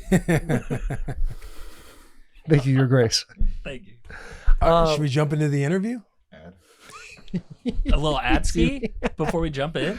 Let's talk about something that's near and dear to our hearts, and that is True Classic. Oh, buddy. One of my biggest worries when we were leaving the pirate ship to go independent was, is True Classic going to stay with us? Because I am a cartoon character. I pretty much wear the same thing every day. In the wintertime, I put the same jacket on. I wear all black. I wear the black jeans, black everything. True Classic. Shirts, I've never had a shirt that's fit better. I've never had a pair of pants that I enjoy wearing more. And the best part about these pants, they're like old school pants. They don't wear and break. The longer you wear them, it learns your body. It's like what were those Tempur-Pedic mattresses? Like you lay on it and eventually just kind of learns you a little bit. These jeans learn me. They understand me a little bit. They learn me, and I like it. They had a couple things on here. I want to gas them up for a second, but they have 20 new styles in tall this year. I feel like I'm a little bit a part of that because they did not make these 36s before. Now they're going to. That's big time. If you don't mind buying online, they're at Target and they're in multiple Nashville. If you're local, the number 3 things: perfect fit, feel, price. No matter what you buy, it's going to have 3 things: tops or bottoms. Their mantra is look good, feel good. Love. Anything you want to say about True Classic? No, I'm fired up that they came over with us because, again, when we're going through all that stuff, you're kind of like trying to be as gracious as possible with, you know, things coming to an end. So you're waiting on them to give you the green light on reaching out to sponsors versus trying to just go in and take as many sponsors as possible that were working with you. And it is cool that True Classic's coming with us. Like when we first got in touch with them, I just remember the CEO, Ryan. Like I had a massive order for Christmas for my brothers and my dad. I spent like over $1,000. He identified, he's like, oh, that's Bussin' with the Boys. Ends up sending a bunch more free merch. And they end up coming on with us just because of that big purchase that was made. And so knowing like we have a cool relationship with Ryan and knowing that that he's coming with us, that he's bringing True Classic with us, it is big time. I mean, from head to toe. Taylor's talking about the jeans, the sweatpants, the shirts, Pull the everything. sweatpants out a little bit more. Show them how stretchy that is. You can see the calf You're definition. wearing nothing. You're basically wearing nothing. Yeah, super comfortable. And he just got to sending us these new shirts. They've kind of done some new material with the t-shirts. Yes, bro. And it is big time. We're fired up that they're coming with the boys, working with the boys.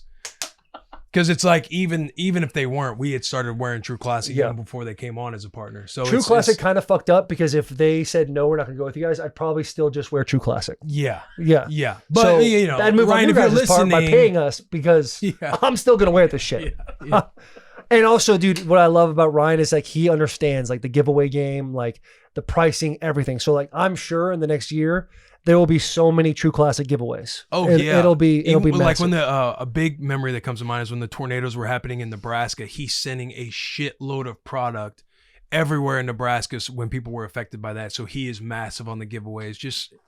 He's just a guy's guy. He's a guy's guy. And if you want to feel like a guy's guy while wearing guy's stuff, go to trueclassic.com/Bussin. That's BUSSIN. Yeah.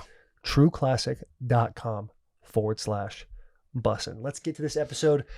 This is a special episode for us. We were kind of like, hey, this is the big announcement podcast. Who should we do? Should we get this big time guy we've never talked to, guest? And then we started talking a little bit more, and it was like, why don't we get a couple of people that have been on the bus several times, OGs. Not only are OGs of just like being around us and our homies, but they also have ascended to new heights that are crazy. Jelly Roll is conquering the entire world.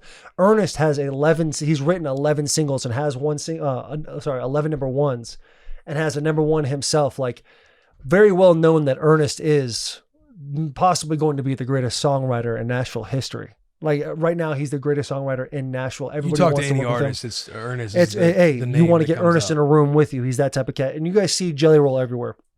We had the opportunity to do Grand Ole Opry. We talked about that in last week's episode, but like this guy, you see him, you see how humble he is, how nice he is, and you see his journey with the whole weight loss. And you're like, is this guy really like that? Jelly Roll is every bit of that and more. Like he's always great to the boys in the back. He treats us like family. Like he is an amazing individual. So he dives into all those details, talks about the insecurities with it and everything. So this is a big one on his weight loss journey for sure. Yeah, a big one. And Ernest made a joke because he looks like a before and a before picture, but he has made such a big change. Mm-hmm. Like you could see his face is starting to shrink, his body, he's just starting to wear himself better. And so I'm excited. I can't wait to see in a couple of years like where he's at. He might be just jacked. Who's the dude from Remember the Titans? You know the big heavy guy? I forget. I don't know his name. But that dude had a similar weight loss journey. He was on Rogan like I don't know how long ago, but he has like a legit 6-pack now. Ethan Suplee. Ethan Suplee. I'd love for you to type in my name is Earl. But great show. Fantastic. You see, this is how insane is that? Have you seen this guy before? Have I seen like this? No, have you seen this actor? Yeah. Yeah, I've seen him, but I didn't know he looked like that now. Yeah, dude's made some big changes in his life. Anyway, that being said, Jelly Roll is definitely on that trajectory right now. Let's enjoy this episode. Thank you, FanDuel. Thank you, everyone who watches this show. Please subscribe, unsubscribe, resubscribe, and then comment. Big hugs, tiny kisses. You rolling? Y'all want me to rip these things off or what? Rip what off? You're good. No, you're solid, dude. Yeah. What you drinking on? Lemon waters. Mount Valley can check that's this been out. Jelly as old as time. Come on here with that gallon lemon water. Keep that stomach. You smooth, see the baby. lemon floating around in there. I probably need yeah. lemon You can water. show Mighty pulpy. You can show we're I feel like lemon water would just Dude, feel we're nice. back. Dog, first thing I want to say is that there's no way. Has this always been the couch? Yeah. Yeah. We've done And I've dog. sat here with you.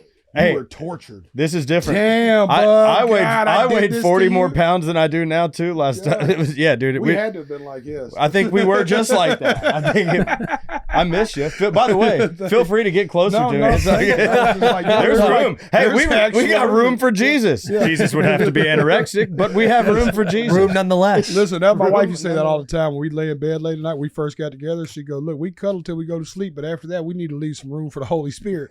That's how she laid it out to me, That's like hilarious. our first night together. I was like, gangster? Gangster. Like, oh, back-to-back sleeper? I know we got the duo back on the bus. Yeah, the back. OG It was, boys. so was somebody sitting over here What you mean? when you had both of them on? Because I think that was during my honeymoon. Somebody, or I mean, maybe. trust me, I would have opted probably to do that. I've I had think because I'm so even many- still trying to talk to Ern. I'm gonna I have think to. we look back at that episode and see if we just left Will's as if he was here in Let's spirit. see what. Yeah, let's see what it was looking like. I believe Jelly was sitting. No, there's No, dude. no. I'm dressed like Rocky Balboa. I'm wearing Hold a on, gray no, on y'all, gray let me tell you sweatsuit. why you're confused. I have been on this bus so much. Yeah, oh yeah. That you're right. There was a time where it was just me and Will. That's what it was. And Yeah. I sat there, Yeah, and there was a that's time right. where it was me, Taylor, and I think Ernest was sitting. Yes, we did a 3-piece. Yeah, because obviously, me being I was so much fluffier. There was back one then. time you came on after my 4th of July party. I know when I almost shit myself on Yes, this bus. that's You right. actually, I yeah, never you had to did. go and leave. I panicked shit. Yeah. I'll never forget that shit Yeah. the rest of my You were life. moving. dog. It looked like I passed a weed basket. It was so bad. Yeah, Dude, yeah. it is crazy how much y'all have been on this bus. We love it. it. We're so glad to be We built back. this bus. Well, yeah, you built it. We built this bus. Because when we first had you on, you were going viral. Both you and me are like, that's like row 33 on a Southwest flight. that's 33 D and E on a Southwest flight, and we can't wait for our little wafers. Oh, God damn. You boys look like different human beings. yeah, dude. Oh, my Different human goodness, beings. Look at us. God You're Do damn. you fresh. miss your hair? No, Do you miss your beard? no. Kinda I don't looks miss sweet in that anything photo. I don't about- miss I anything. don't miss anything about that. I don't miss. guy. I don't miss that guy. I don't miss it. Dude, how much different is it looking at That that dude photo, had Jelly? to fish his pecker out of his stomach. Fighting for it. Not out of You my hear me? stomach. What? I did. That dude. What would I know about your pecker, Ernest? What would I know about it? God Oh, damn. God. But we're Completely fucking different back, human dude. beings. Yeah. Completely. Ern, Dude. you know. Same guy. Same guy. Same guy. You ain't looking at Jelly. Jelly, you look a completely different human being. Oh man, yeah. God damn. How long That's ago was awesome. this episode? 2 years. 2 years? Couldn't have been 2 years. Ern did look smaller there. Oh, Maybe you're it was saying the Maybe it opposite. was the black. Maybe No, it was no, the- def- You saying I've gained weight since then? Almost 2.5 years. Yeah, 2 years. That's What all a, it what a is. start. Little Cop, 2 years ago. You still had a job 2 years ago. Little Cop. He's starting early. Talking about I looked better there. So 2 Anyways, years. I Jelly looked Roll like- lost a bunch of weight. like Ern Rosie found it. O'Donnell there. You know what I love about this? It reeks of real friends. Thank y'all boys for having us back. Hell yes. I dude. love y'all. Yeah. This Even fir- just the the first first half of episode- this conversation, I was like, this is how we would talk outside the bus. Oh yeah, mean, we're this just is catching up. this is the launch of our independence. It wouldn't feel right if it wasn't Launch Ern of and our Jelly on here. independence. This is it, dude. It's The first episode. 1776 today, dude. Yeah. We just wrote our Get it. Declaration of Independence. We're rolling now. We're Yes. going. Good job. Declaration of Congratulations, dude. Independence. Let's talk about it first. Y'all want to live there, or do y'all want to do it separate without us? No, we'll live there. This is awesome, dude. Yeah, dude. Congratulations, man. Listen, I know, not that y'all were in a great deal, but there was a time in my life that I was in a bad deal. And getting out of that deal made every ownership decision after that, every independence, every next move means so much more to me. And I wonder if that's how y'all feel sitting here today, like the fucking bus is back. God, We that's a do, that's a man. good question because we were in a great deal before. Yeah. Like Barstool was awesome to us in every way, and it was a difficult decision to like kind of go independent. Yeah. But once we saw the path, it was like, okay, the bus, nothing's changing about the show. Like the show is going to be the show, but like the opportunities that it presents with the access to other places to go to, being able to, because like Barstool is unbelievable, but there's also a lot of red tape sometimes. Like if you try to do stuff in the NFL or colleges, stuff like that, because they've been around for so long and they've pushed the boundaries. Right. A lot of people don't understand, like, especially when we first started, they didn't really understand how Barstool is not trying to like hurt people. They're just trying to be real about conversations.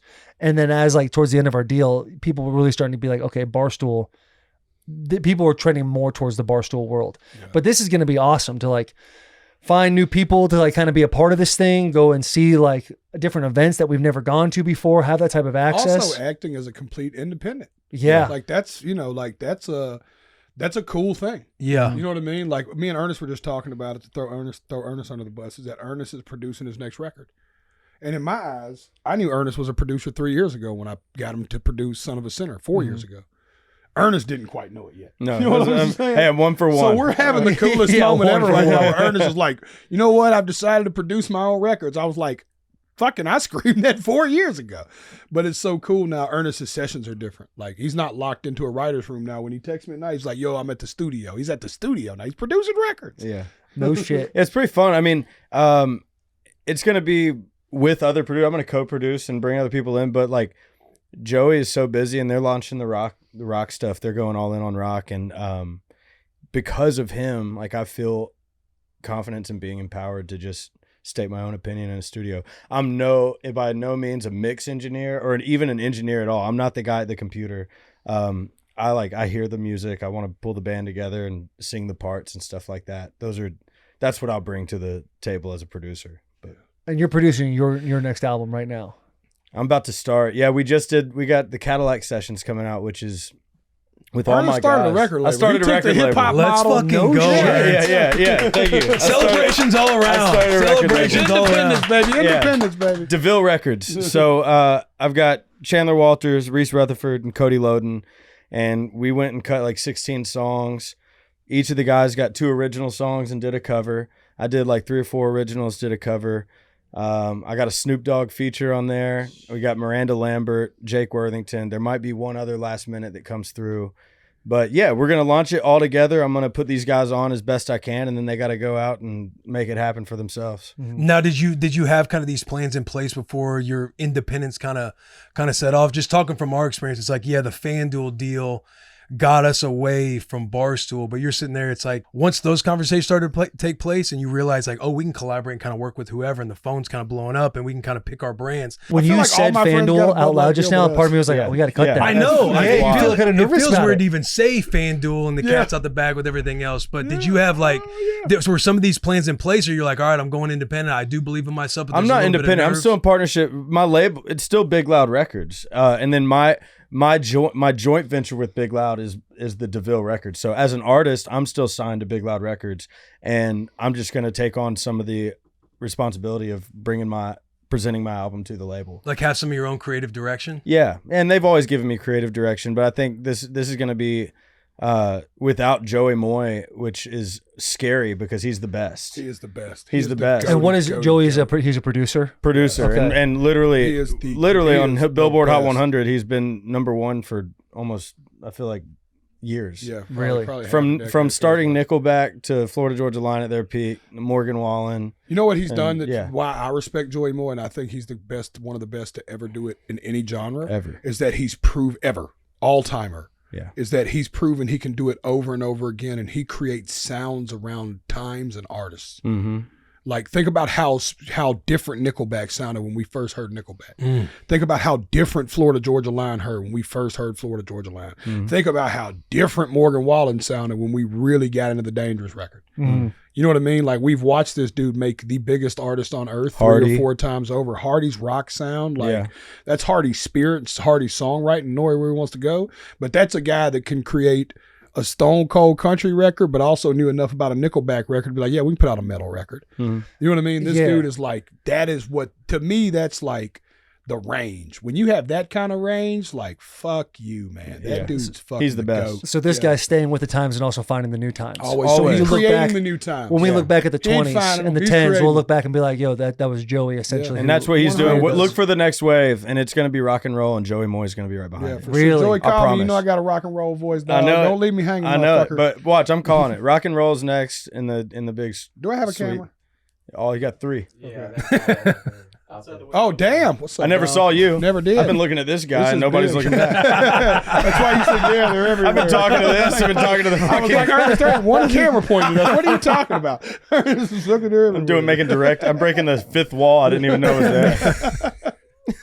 That it is nuts. It's nuts to see you guys blow up the way you guys have. And It's then been- the relationships that, like I was saying, trying to say before, like when we had you on, you were going viral for doing fake cracking open beers at gyms. I love when that makes its annual return. Yeah, Dude, it makes it- hey, you're sitting there. and it goes every time. Yeah, it'll and go it forever. rips, dude. It It just goes every goes. time. And then Jelly and I were talking about this at the Grand Ole Opry, sitting in his car while I was like in panic mode. They're coming feeling. I was too many vitamins. Oh yeah. But him saying, I remember sitting there with somebody at a truck place and be like, hey, you gotta have this Jelly Roll guy on. I'm thinking, we just started this podcast. I don't know who this is. I don't really listen to rap. And then Shab comes and you just rolled with him. Yeah. And you were just such an awesome dude. We're like, yeah, well, for sure to get this Jelly Roll guy on. And then look where we are. Oh, 5-6 years later. No, true story. Life has changed so much for everybody. Yes. since- Ern was in shout like out, shout pajama pants. Yeah. Yeah, and Crocs. Yeah. The Ripping gravel lot Crocs. days. Just Now came look from, at you. Just Now came look from at You me. yeah. switched up big time. I was He had the shades on. I was forget the hammering top, yeah. mimosas out of a Yeti cup. I had a big thing of champagne and orange juice. Was just hammering mimosas. that Ripping whole- I'd like to say Ernest is growing up, y'all. It's been really cool to watch. I've grown up. I mean, he'll still, There's a lot of room to grow, but I've grown up. He left room for improvement, of course, but he's doing great. I'm moving vertically on my chart. That's all you need. That's it. That's all you need, Yeah. man. Yeah. Day by day. Yeah. Geronimo. Here comes the crash. So So when you're starting to produce this album, you're about to do it. Like how does that process go? Like have you written everything already? I'm just and now you're about to go in. I'm just now starting to write. All the Cadillac sessions is done. We got the masters back. That'll come out sometime this spring. Mm-hmm. But for my album, I just now started wrapping my head around writing it. How sick was it with Snoop Dogg? I mean, that is Well, when you were. What was I it? only met him because of Jelly Roll. I mean, that's all Jelly. He created that relationship because he's Jelly Roll, and then Snoop came to Nashville to pop up with Jelly Roll, and I tell people all the time, I was like, I didn't follow my nose backstage because that would have done me no good. Yeah. It always smells like Snoop Dogg's backstage. But I went to where the most security was, and I was like, hey, I haven't told you this. That's the best way to go. I went to where there was a bunch of security, and I went to one guy, and I was like, is Snoop back there? And he goes, no. And then a guy that knew me comes back from behind him and was like, he's back there. And I was like, all right. So I weaseled my way back to the door. There's one more guy, and I was like, my name's Ernest. I just played out here. I'm opening for Jelly. Can I meet Snoop? He opened the door. He's like, Snoop, you good? And he was like, yeah, come on. I go in. It's Snoop, his camera guy, and like two other people. It's like, oh my God, this is literally the moment I've been waiting for. Hey man, come here I was often. like, hey, can I? Yeah. You mind if you care if can I smoke with you? Can we smoke? And dude, he's like, yeah, for sure. He pushed me on top of the little mini fridge. He pushed me some weed and a backwood, and I'm like, hell yeah, I know how to roll. Can't find the seam, dry wood. So I'm just sitting there. I was like, bro, this shit's not cracking. I'm sorry. I know how to roll a blunt. I swear to God. He's like, it's all good. So Ern's just in a he full hands me sweat. his.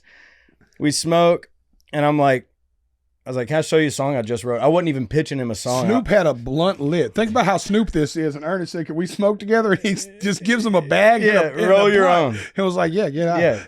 Yeah. And then but that didn't work. So then we're sharing one. I'm playing, I was like, can I show you a song I just wrote this week?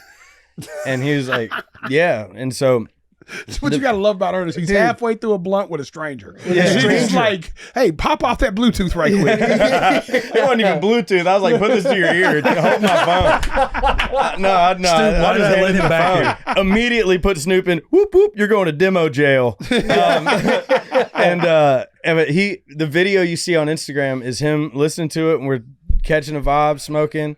And then he was like, run that shit back. Wanted to hear it a second time. He's like, I need your number, Ern. Send me that shit. And so he just lived with it for a couple weeks. I sent him a video from the Cadillac sessions when we were shooting, and it was like a video of my Coupe de Ville pulling up in the drive, and it had that song behind it. So I was just showing him the car, and he was like, I need that record. And I was like, I need that record. I'm launching this label, boom, boom, boom. Yeah. But do you want a verse? And he goes, blue heart, fire emoji, paw print, paw print, paw print. And I took that as a yes. Hard yes. I took that as a yes, and I sent him the session, and like 3 days later, he sent me back his verses. And now he's going to come to Nashville and shoot a music video. No shit. That's amazing, Awesome. bro. The record's crazy. Snoop is awesome, though. Record's That's crazy. insane. And it's also the balls it takes to walk into a room with a stranger and be like, can you mind listening to this? It's just Also crazy. very high Think and about nervous. how many hits Ernest has wrote, though. Bro, Who don't paranoid want to talk? nervous. What artist on earth don't want to talk to Ernest? But is If Snoop, Ernest is stands at Snoop the door, it's versed in like, this hey, I'm world? Ernest, Tyler I wrote it, Childers. and somebody goes, Ernest. You've tried with Can't Childers? confirm he don't want to talk to me. You never know, dude. Tyler's all right. I'll call. We'll see if we can get him on the phone. We'll try. You're the gatekeeper for everybody, huh? Well, he was tried. nice to me. I'm just saying, I like him. Tyler a lot. mess with you? No, we're not even going into that. Tyler, I love your music. I shook your hand. It's all good. Yeah, you're right. Tyler, you're the best. Come on, Bussin' with the Tyler's all boys. good. We'll talk about it. Anyways, yes, we will. Dude, also like Feathered Indians fire. But anyway. Unbelievable song. Am I you're all mine. Yeah. Yeah, I love that record, dude. I sing that thing to my wife in the kitchen. Dude, I beat the brakes off of it. All the time. I did. The song or both. You know your boy losing weight? I got my testosterone Got some energy. levels. My estrogen is down. Hey. The titties are disappearing. It's been good. No. Hey, what's your test out right now? What numbers? Dude, I get tested this week, but we're guessing it's probably like 556. Let's fucking go. Motoring up. Dude, I started at like double digits. No shit. My estrogen was so Double high. digits? Wait, double digits, dog. They've never seen it. It was so bad. Listen, holds the world record. Joey was in the middle of a transition, didn't even know it. I had to take another test because they didn't believe it. They were like, this is crazy. You know what I'm saying? Really? Dead ass, dude. And I lost a little weight, and 6 months later took another test, and I was like 120. Whoa. Had to feel good to see 125. those 3 digits. Even then, I was like, "Ooh, I'm getting there." They were like, "We'd like to see you at 1,000." I was like, "Ooh, I'm not there." Nowhere. My estrogen was, as you could guess, super high. And But we ain't looking at testosterone. You got estrogen in your yeah, it's system. just, you know what I mean? And the funny thing was, I want to get an estrogen test. I want to know. Just that one. Listen, You want your testosterone too? Like, no, respectfully, just the I can estrogen. tell by up here that you got a little more than most. Oh. That's the first tail. It's Oh, right man. there in the boobage. You know what I'm saying? They're getting better. Yeah, you got Bro, yeah. hey, when I saw Ernest the other night, I walked in, door wide open to his room. He's just sitting there, shirt off, Ernest, chilling. I've seen him do it on stage. I'd be shirtless. 30, Didn't give a 40 fuck. pounds heavier. Yeah. Fucking a festival, 50,000 people. Ernest does not care. Living Yeah. it, man. No, I love my body. Look, Ernest Hell shirtless. yeah, Ern. Australia, that'll happen. No, that is so funny. In Australia, this is the reason that ended up happening is because 2 days prior at the Outside Festival, they were all screaming "shooey, shooey, shooey," and 2 songs in, I was like, "Fuck it." I did a shooey, drenched my shirt in alcohol, took my shirt off, threw it into the crowd, and then my next song was "Ain't As Easy," which is like a slow, sad song. I had to do the rest of my 45 minutes shirtless. I mean, I got sad songs. I'm holding guitars and I'm looking like that, holding a guitar. I'm God, singing, that is "Good so- day for flower shops." Yeah, it's be a good day for t-shirt shops. Yeah, somebody. Yeah, there it is. Look at that. What a look. What a commitment. Way to own it, dude. I don't That's know all if time. we spent enough time on this double-digit testosterone. No. The people listening, like the highest level's like what, 1,200? I think so. I don't know. I'm Like, like, for you to get medically, like if football players are below like 290 or 300 or something like that, like 3 times, like they test that way 3 times, you can medically get prescribed testosterone because your testosterone is very low. Yeah. For you to be double digits, like that is, I've Correct. never heard of that in my It was life. unreal. Whoa. And then now we're getting way more even. I got another blood test. This is my first blood test. And like, I'm doing every 3 to 4 months now. I was doing every month. I'm doing every 3 to 4 just because I see what's happening. So it's like, that blood ain't going to tell me nothing my body's not showing me. right. You know what I mean? Does that make sense now? Yeah. Where there was a time where I had to watch it all the time. Like, just make sure we don't have any heart markers going. When you're 550 pounds and a full-blown alcoholic that does cocaine, you got to worry. You know what I'm saying? And That combination is crazy. And that was happening for quite a while in my life. I feel like a drug dealer could have told you that. Though. It was crazy. Yeah. You know what the drug dealer's like? You sure? Yeah. You want to buy it? Yeah, they were just like, no. You want how much? All right. All right. Okay. But it's been cool, man. I started with Gary Brecka, who was the first person that came in and really like got me right. And then I've been working with since Gary split. I've been working with Ways to Well down in Austin, Texas. Brigham and Dr. Denise. They do Bert. They do all the Austin homies. And they've just, dude. And the cool thing was she came in on some really cool stuff. She said, look, we're going to go back to grassroots with you. We're going to get off all this stuff. We're going to take a little testosterone. And she gave me a metformin because I still haven't took the shot. Mm-hmm. And for the record, I want to be clear about this. It's not that I'm against the shot. Like anybody out there that's struggling with major obesity, if your doctor believes that the shot is the way for you, I think you should take it. You talking about that Ozempic? Ozempic, what I don't know what they are, whatever they are. I think there's more than Ozempic. But with any one of those shots, if that's actually I know people around me that it's changed their life. Mm-hmm. My problem was it had one side effect that everybody had the same side effect with. It was indigestion and acid reflux. The way I've treated my body, my stomach is the worst thing I have going. Mm-hmm. You know what I mean? So I was like, I can't afford to fuck my stomach up anymore. Like I'm to a point now I won't take antibiotics when I get a cold. I'll take an antibiotic shot, but I try to bypass the gut because I focused the last year on really resetting my gut. So that's why I didn't do the shot. So she was like, look, your insulin is through the roof though. She was like, at least take a metformin. It'll start helping you. That's it. That fast. Testosterone started going up. Estrogen started coming down naturally. I didn't have to do an estrogen blocker or nothing. It just kind of naturally started. She was like, trust me, that the titty number is going to come down when the pecker number goes up. You know what I mean? Yeah. So I was like, that makes sense. Yeah, right. That's a layman term way for me to get it. Yeah, figure it all out there. Saying? So it's been working, dude. It's just been that. And I'll tell you something else. And I'm really speaking more so to y'all watching this, anybody who's dealing with real obesity, like super obesity. There is no getting around food in and food out. You can, I don't care what diet you try to chase, whether it's keto, whatever works for you, but it only works for you because your body is burning more than it's consuming. Mm-hmm. It's that easy. You just have to be disciplined in that. That extra Reese's cup that you think don't matter, if you do that 4 times a week, that's an extra 2,000 calories going into your diet that you don't even think about. You know what I mean? It's like these are the little things. Like I had to completely change my relationship with food in every aspect. I have to treat food the same way I treat cocaine now. Like, I don't want it. You know what I'm saying? Keep it the fuck away from me. Only on weekends. No. Can't wait for this analogy. I was watching that. Instead of having 4 bumps, just 1 bump. And that's only 4 less bumps a weekend. I can sell a bologna sandwich for $40. I love that y'all known me long enough. When I said that, y'all were all looking like, I wonder where this is fixing to turn. And for the first time in my career, it was the right thing. It was like something else 3 years ago. The way I treat cocaine. He said it in such a moment too. I got to treat it the same way I treat cocaine. So look at that. Look, I don't want when they first showed me this picture to the left, y'all, I thought somebody had distressed my face. So y'all know, I didn't know I was out here looking like that, dog. But dude, even your skin looks healthier. Oh, like dude, it's look. a crazy change. Yeah. No, dude, You're look at happier. Yeah. I'm way happier. Yeah, man. I'm so much happier. Let me ask you this: you've done a bunch of you've come on the bus lots of times. You've had the lemon water. You're saying I'm changing this, saying changing that, but for whatever reason you'd stumble. What was it about this time that put you on such a consistent drive?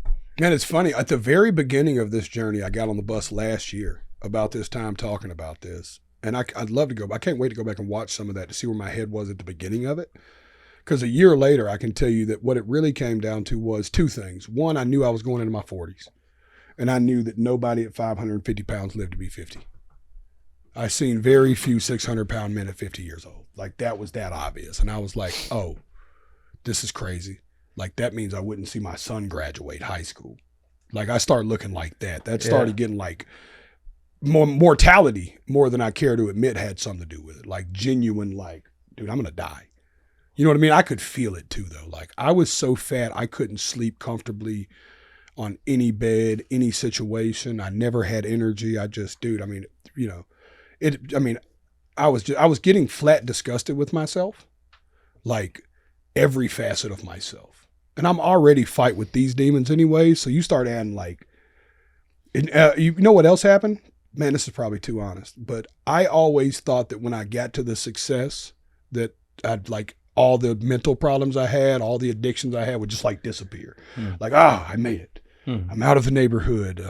got money and financial security. Now I'm just, I'm just like, the world's going to turn into butterflies and Care Bears and fucking Hallmark cards. You know what I mean? And it wasn't that way. Instead, it was more pressure and more shit. And I just dealt with it the way I dealt with all the pressure my whole life, eating, drinking, drugging, all that old shit. So I just started getting, and then just little things. Like I couldn't wipe my ass. At 550 pounds, dude, it was a fucking workout, dog. I would have to put my arm on the wall and turn a little bit with making sure the wall would keep it that way. You know what I'm saying? And there were times dog, you have no clue what a 550-pound man has to do to wipe his ass. It's fucking wild. Having to make sure your arm stays there. Like, all right, imagine, I want to reenact this for y'all a little bit. You gotta go to Bunnie system. Just your wrist doing this gently while it's all pinned up. I hope that's enough. You got to put wipe your butt. And then he looks at it, it's like, oh, this is a bad shit. I'm going to have to wipe a lot.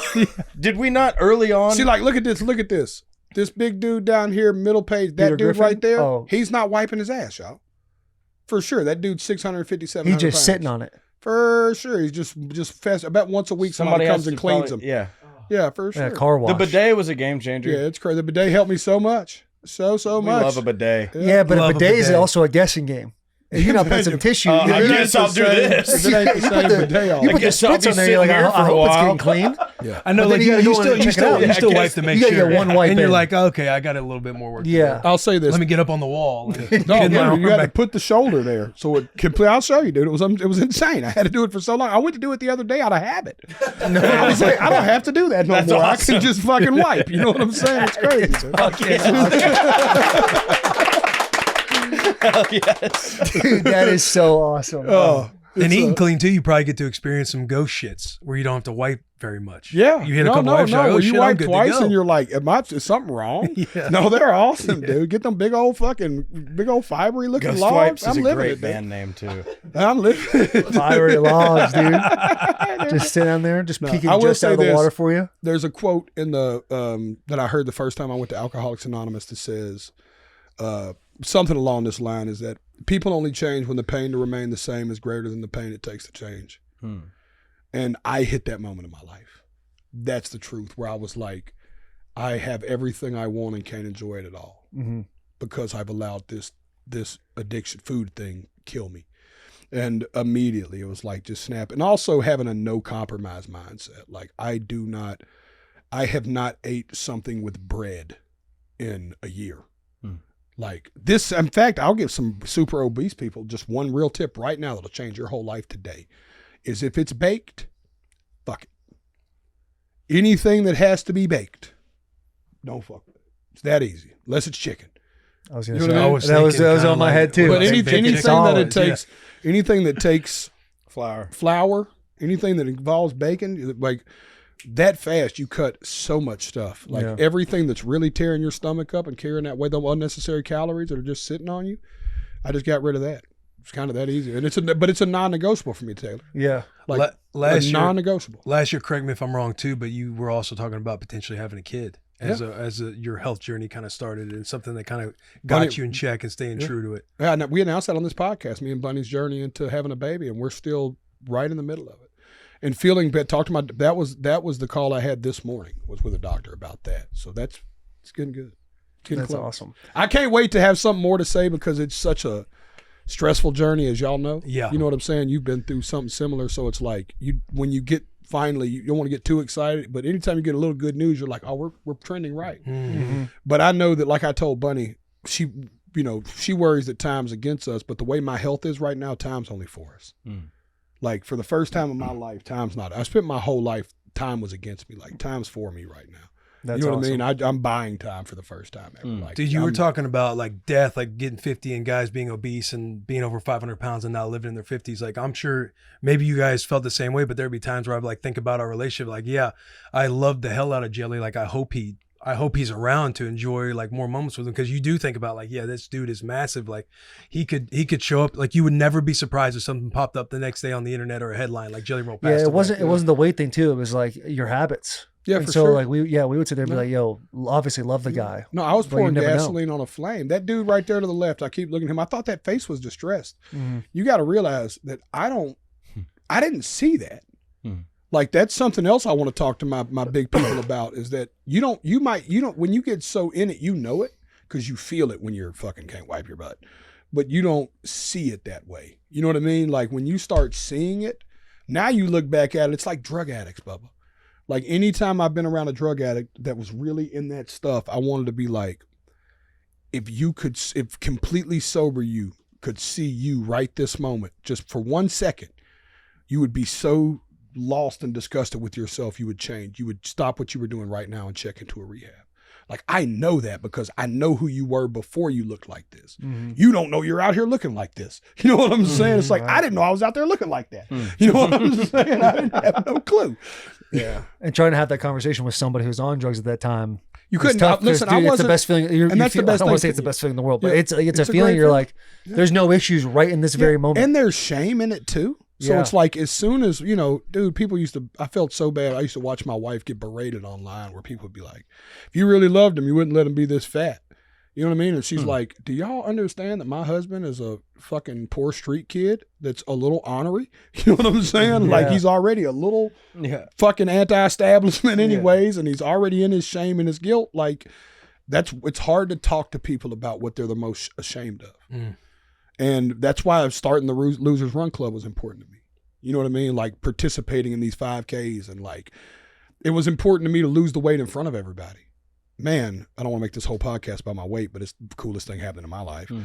But it's like I remembered I would watch people be so ashamed of how big they got, celebrities, and they would go hide and lose the weight and then pop back out like, "New me, who this?" Yeah. You know what I mean? And then they could never really connect because people always like, "This is weird." You know what I mean? For me, it was more like, no, man, I was so fat. I have lost all of this weight. I'm going to lose another 100 pounds. The best part is I was so fat that I'm still fat. I was so fat. Think about that. I was so fat that I'm sitting on your bus right now, 375 pounds, and we're proud of me. You know what I'm saying? It's a before and a before picture. It's a before and a before picture. You know what I'm saying? And he's giving game. Like, and I'm giving game. Yeah, you're going to get right with this. Yeah, it's like, but I see it now, and I want that because I want people to follow with me. My goal in life more than it's ever been right now is that I hope people that are challenged with severe obesity and food addiction are watching what's happening with me because they're watching it. Mm-hmm. I know it's like, it's hard. I give you a guy that made me want to do it. You talking about things that inspire me? My buddy, I should shout him out. His name's Greg Sanford. He was a bondsman in Nashville, Tennessee. I think he's a bondsman in Williamson County now. He's a real estate agent, but we're still really good friends. Greg lost 180 pounds or something a couple years ago, and I watched him do it. I sat beside him. I was 500 something pounds, and I watched this guy. And he didn't never push it on me. He would invite me to hang. He would invite me. He just kind of preached to me, tried to hook me up with his nutritionist. I'm like, I'll lose it when I want. Yeah. That shit you're on. But I remember watching him do it and being like, fuck, man, I have no excuse not to do this. You know what I mean? Like, I just watched a dude older than me and not as big as me, but you know what I mean? A big dude lose a lot of weight. It was like, I hope people are seeing that. You can watch my whole tour last year. Me and Ernest shooting basketball. I'm 60 pounds heavier. I didn't disappear to lose the 60. I did it slowly over the weeks. Right. But your lifestyle has been so consistent. You live a healthier lifestyle than me by far. Thank you. Like, yeah, no, I mean, dude, I felt like a lazy piece of shit so many days on the road. I'd ride, smoke a joint, right? Stretch, walk outside. Jelly's getting back from like a run, drinking this. It'll be 4 PM. I've had 3 meals, and I see Jelly like, "Where's my banana?" You know? Yeah. And so I admire that, and I tell you, I haven't changed my life. I live by the meal plan. Hey, I should do it overtime. Do it when you want. My dude will be here at about an hour, 15 minutes. He'll be right here to drop off a meal. I'll eat it before I leave. I'm eating like a regimented like that for sure. So, like a pro athlete. If you had a crystal ball, but I'll still go eat sushi. That's the cool thing is that one thing I didn't do neither. This is the last one I want to talk about this. I swear. I'm so sorry, y'all. But it's just imagine losing this much weight and never getting to talk to people about it. Is I didn't want to chain myself to like. I knew that baked food was just hurting me. Like it was just not good for me. Like drugs are not good for me. I don't do good with them. I'm a worser person. You know what I mean? Besides that, I go eat. Like, I'm not weird. If everybody right now was like, hey, we should go grab You met me sushi, for dinner? I'd go. I met Ernest for dinner. I don't have no problem. Like, I'll go out and eat a steak with you. I'm cool with all that. Like, I don't live I'm not imprisoned by this no more. Either way. I was once imprisoned to the weight, and then I watch people who lose the weight get imprisoned and not being able to do normalish things. You know what I mean? But it's like, I just don't have to eat a dessert. I don't have to eat the bread when it comes. I just, like, give me a steak and a fucking potato. Yeah, you go to a steakhouse, though, when you first sit down, you're hungry, and that bread comes out. There's different assortments. That's the hardest part of my It talks so much shit to you. Yeah. Ernest had a Logan's deal. Of course, that's the hardest part of my day is when the bread comes out at the beginning of a meal. Dog, when I seen Ernest with the Logan's deal, I was like, they don't know this guy. We went to eat at Logan's one time. I was like, those butter, little, whatever those are, those little butter buns. rolls. Oh, the butter rolls. Too. Unreal. Anywhere there's a butter roll, And it comes out like a honey butter. Yes. You know what? So on the other end of that spectrum, I have found myself going to Loveless a lot lately. Loveless Cafe. If you're watching this and you've never been to Nashville, I'd encourage you to go to Loveless Cafe. It's worth the drive. It's worth the drive. It's about 40 minutes outside of downtown Nashville. It's an old little country cooking meat and three. It used to be a bed and breakfast. It was the only stop between Nashville and Memphis. True story. And so everybody, musicians, everybody would stop there, it's a famous homemade biscuit, some chicken, stay the night. But now, I mean, the biscuits are biscuits come. That's what made me think. I was like, the biscuits come out. And the food comes out so fast too. They bring it as soon as you sit down. Here comes hot biscuits. Yeah. And and you're telling me this is self-control. Haven't ate one in a year. Yeah, that's a lie. Hold on, I lied. My wife made me gluten-free biscuits and gravy for Christmas morning. Oh, that's incredible. It was fire. Yeah, those things come out hot. The butter melts on it, effective immediately. Look at the jams, the jellies, the marmalades. I mean, they give you choices, back. They'll bring you biscuits before they bring you a refill on your drink. That's the plate of biscuits they bring. Yeah. That's put you down there. That's not a stock picture they're selling. That's a picture somebody took. They dropped that plate of biscuits off when you get there. It's a mountain. And the fried chicken. Yeah, it's all good. Fried chicken's old, and they have a sneaky hot sauce that's really good there too. Good hot sauce. Yeah, you like Loveless? I like Loveless. Yeah. Did you smoke this morning too? Will looks high. No, you're high. No, I'm not. Okay. That was just. I'm me. just happy you guys that are was here. just Still high from smoking with you at the Opry. That was anytime I smoke with you, and it's like you don't want to say no, but you just keep passing said it. no to me. All right. I got too high. I mean, JP knows what I'm talking about. We're also just sitting in the car. Bro, we get out of your Jelly. We get out of your car. We're having such a good talk. JP goes, "Hey, go ahead and sign us off. We'll go right in front of the Grand Ole Opry sign." And I'm telling my guys, "Great time. We're having it." And all of a sudden, my body's like, "You know how high you are right now?" And I was like, "Holy fuck!" All right, that's it. All right, we'll see you guys later. And I'm driving home, dude. I just blinked and I was back at my house like, yo, how the fuck? What are we doing? It's probably your safest drive home. You're probably going 35 miles an hour the whole time. Man, I just got home on the highway. Hey, on my way home from the Opry tonight, also high. I ended up driving through the airport twice. Oh no, you went and got looped around. You got off at the airport. I got looped. And then instead of getting back off, you went around again. Yes. It's happened to me. I'm like, damn it, I'm pulling through the airport. So I had to go through the departures. I come around, I'm like, okay, now I'll get on 40. Miss my turn, go straight through the departures again. I do this twice. I'm like, no. Hey, but I'll be honest, that Terminal Nashville sign throws you off on Big which time. one to take. It's Man, 4 lanes. You have You're to like, do it a bunch. Yeah. It is tough, dude. It is tough. Great outfit the other night, Taylor. Thank you. Appreciate that, brother. That jacket's done so much for me. Yo, the lean though, the Matthew McConaughey lean. I appreciate the lean. I was high man. enough that I got home and went straight to my Look laptop. at him. And tell you that. That's the most poised anyone's ever been on the Opry. Yeah, that's when I introduced you, Jelly. When I introduced you, Ernest, I was so nervous before. I was sitting there. Your team gave me size 12-point font. Long ass stuff, and I'm like, oh my god, I'm not a great reader as it is anyway. Did you hear what Taylor said? I told him to say about nominees. Yeah, this joke went over real well with the back of the stage. Dude, I tell this joke, and no one in the crowd laughs, but I hear a bunch of laughs behind me. I'm like, he goes, here we go. What do you say? 2-time CMA something nominees, and I go, say, you know what nominee means, and he said, you know what that means. And I look back, and I hear a bunch of people laughing back here. Everyone's like, yeah, okay, lost 3 ACMs and a Grammy. Ernest. Welcome in, buddy. All right, good to see you. Dude, it was that. Dude, the Grand Ole Opry, I thought I'd been there before. I haven't. And I walked in there and they were showing us the history of all that when people used to dress up and pretend to be like rednecks because the country music wasn't like labeled yet. But Dolly Parton's dress when you first walk in, It was awesome to be a part of. Yeah. And y'all seem so relaxed. I would be shitting myself. We've done it To a go few in the- times, but Yeah. dude, the first time I ever did it, I was a nervous wreck. Even stepping in the circle and sound check, just like knowing the energy and the history.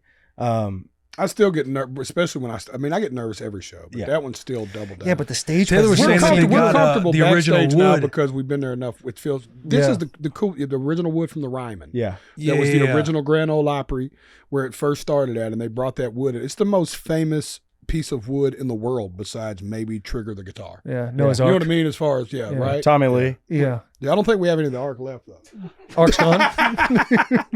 It's no, it's a legendary spot though, man. It is, man. And they were like, You feel the history. Jordan was showing me around and saying a bunch of things, kind of giving a quick tour. But the whole time I'm thinking to myself, this is insane. Yeah. How many legends have like come through? I even had like a green room, which I was like, all right, let's fucking go. There's nothing cooler. There is no greater gift in country music than if you are asked to be a member of the Grand Ole Opry. And who was Buddy that you ended up bringing out that you just Brandon Lake. Brandon Lake, Yes. and it was his So first that was his time. debut. It was his debut. And he too. had like 5-6 people with him, but his agent was walking around, and JP and I talked to him. We're like, "How's your boy?" He goes, "He's locked in right now." Like you could tell, like watching y'all, I was like, these seem like veterans who have been here, who have done it, like understand. Like obviously, there's a pregame jitters, but even walking past his room, he's like sitting in there. I'm like, this guy is Going through it. mentally Ready going to go. through The it right debut now. at the Grand Ole Opry, man. Also, when you come from a different thing, and I understand that because I did. That's the talk we had the night before. Was like, I knew what it felt like to me to grandstand on that stage because I came there representing an entire culture that had never been represented properly on this stage. And he came in like he feels the same way. Like he's blown away at how country music is receiving this Christian record. You know what I mean? So like he's there nervous, like talking to me a little bit like, you think they're gonna like get it? I'm like, it's the Grand Ole Opry. Everybody was on their feet. What are you talking Bro, about? You're gonna have one of the best debuts ever. When Took he, us to when he church. was Yeah. going, when he was singing his last song, Look at him. Look at that. That's a praise and worship service happening at the yeah. Grand Ole Opry. Dude. People Look were at up this. standing. It I was saw one church. lady shaking in the corner. Like No. they were actually like getting after. No, it. it was one of the coolest. And I've got to see some really special debuts, dude. Like some really. I played there 11 times now. Dude's got a voice on him too. Oh, He can dude, sing. It's not fair. One of the hardest guys I've ever had to sing with. Like respectfully, like I spent so much time learning that song to make sure that whenever I came in the studio, I was ready to blow a lung. Mm-hmm. You know what I mean? Because I knew just how special his voice was too. But more importantly, dude, he's a dude, man. What I thought the Y'all coolest. got to get him on a bus, bro. He's not. What I love about him is y'all know my faith, and y'all also know I've been outspoken about my issues with the church. But he's just loves people. Like good he dude. truly is what Jesus stands for. He's just a good dude. Like one of my people was around him. I was doing an interview at Apple Music with Kelly, and Kelly cussed in front of him and was like, "Oh, sorry, Brandon." Mhm. And right then I was like, "He's the only Christian I don't feel that way around." Like you get around Christians and you say something a little crazy, and you're like, "Oh, my bad." Yeah, he can get a little tight. You know what I mean? My Like, parents. it's the it's the polar opposite with him. Like he loves you wherever you are in your life. Like he came to my bar and sung at midnight with me this song. Like he hung out at the bar with us all night. Him and his whole crew. Mm-hmm. They wasn't weird. They didn't feel like outliers in there. They didn't separate themselves from the bar. Like they were in everybody's conversation, hanging with it was really cool. Like that dude's different, man. He is going to make the word of God digestible to so many people who have been afraid to take a bite of it. Mm-hmm. I'm so proud of Brandon Lake, man. That's awesome. Being around the cats you guys have been around, obviously you guys have blown up big over the last 5 years. Like who's an up and comer? Ernest has got his pulse on this more than anybody because Ernest introduced me to Jake Worthington probably 3 years ago, and he was like, "This dude is going to be huge one day." And 3 months ago, I'm watching TV, and he's in a Hennessy commercial. Yeah. Right? He's in a full blown Hennessy commercial, and I was like, "That's just Ernest." Ernest always sees it early, man. Yeah. I'm pretty good at seeing it right because, like, even Brandon, I didn't see the Brandon thing coming because I don't know anything about Christian music, but that dude is already selling out arenas and stadiums. I mean, he's probably the biggest Jake Christian Worthington's act in the man, last dude. decade. Look at him. This dude's got a vibe about him. Crown Royal, yeah. Sorry, I don't want to blow his But name. yeah, he's such an old soul and has such a great. He's got one of those generational voices. Like when you hear George Jones or Merle Haggard or Keith Whitley, Tracy Byrd, those voices that are just gonna cut for forever. That's Jake Williams. Zach Top's another one of those. Of course, we Top. hear it with the dream like a baby. But Zach Top's popping off right hits. now. He's on fire right now. But he's gonna. I was seeing him on TikTok 3 years ago too, just doing little lives. Yeah, but there's been a lot of whispering about Zach Top in the back of the bus in a couple of meetings. This kid's the dude. He's a great kid. Mm-hmm. He's a great singer. He's pure. He writes the way he wants to write. It sounds like authentic old 90s country. He knows his country music history. His country music history like me and Ernest do. But more importantly, talking about just a voice and an attitude, he's going to be here. Yeah. We're not going to hear this I Never Lie song and then be like, where did Zach Top go? No, you know what I mean? Like, it's going to be the opposite. This kid's fixing to have it. We're watching this kid on the front side of a big run. And I want to remind y'all, I sat on this same bus right before the Big Morgan and Hardy and Ernest run started. And I was like, we're watching the front side of what is going to be a really big run. It's a tsunami that's nowhere near stopping, right? This is the beginning of a Zach Top run for sure. Damn. Hey, Ern, you was saying and he knows his history. Like, how big is that in the community? Because I've also heard when people talk how well Post Malone has transitioned into the country music world. I want to say I heard something similar even with Post. Yeah. Oh yeah. You said that, bro. like, you know he knows what? His history. In the grand scheme of things, I guess it doesn't matter, but it's something that matters to me, and I appreciate and gravitate towards the people it does matter to, and I feel like it is our responsibility to, like, when it talk about gospel, is like put people on. I like doing covers of old records to keep those songs alive. Jamie Johnson said it too. He's like, as country singers, it is our responsibility to keep the spirit of those before us alive through songs, whether it be writing in that spirit or covering those songs. Those songs are meant to be sung. Like, they don't have to just belong to, like, Merle Haggard died. That doesn't mean his songs you can't go cut his songs. Those songs exist. The lifespan of a song has no cap on it. It's going to outlive all of us either way. So my second Grand Ole Opry performance, I sung Waylon ever. Because it was important to me that when I did it the first time, I did it like They'll Never Bring Me Back. Because you just saw how I thought about everything. Then I was like, this is a one around the sun for me for sure. And when they brought me back, I was like, doubling down. Let's sing some Waylon. You know what I mean? Because I believe, like he said, in probably the grand scheme, it don't matter. And to the community, it matters to some. Yeah. But like, I just love country music though. Like, always have. So I just naturally, like he said, we flock towards the people that.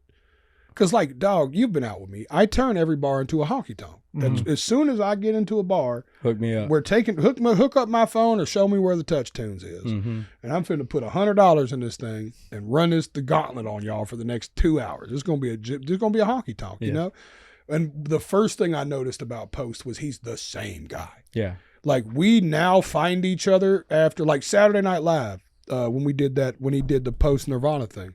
It's probably, dude, that was probably one of the biggest things happening in his career. Think about how big of a career he's had. Yeah. And that night, there's all these parties out there. Me and him instead ended up with Theo at a dive bar. No shit. Bumping country music all night because we knew what we like. That's to us. That's the party we want to be involved in. Yeah. And we knew there wasn't going to be another party in New York City that was going to be playing Merle Haggard or Zach Top. We'll sit on the porch at Losers till 4 a.m, hooked up to Bluetooth, playing old Hank Williams songs. Playing old Hank records. It's really cool, man. But his artist though, Chandler, I think got a chance to be huge. Chandler Walters, that's all in that Jake, Zach. That era's coming. You could just feel that. Chandler's got that Gary Stewart, Vince Gill thing going. Special, man.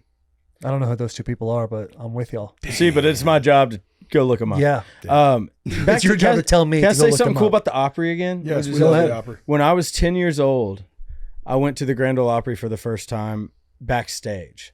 A girl that played for my dad, her dad was the steel guitar player.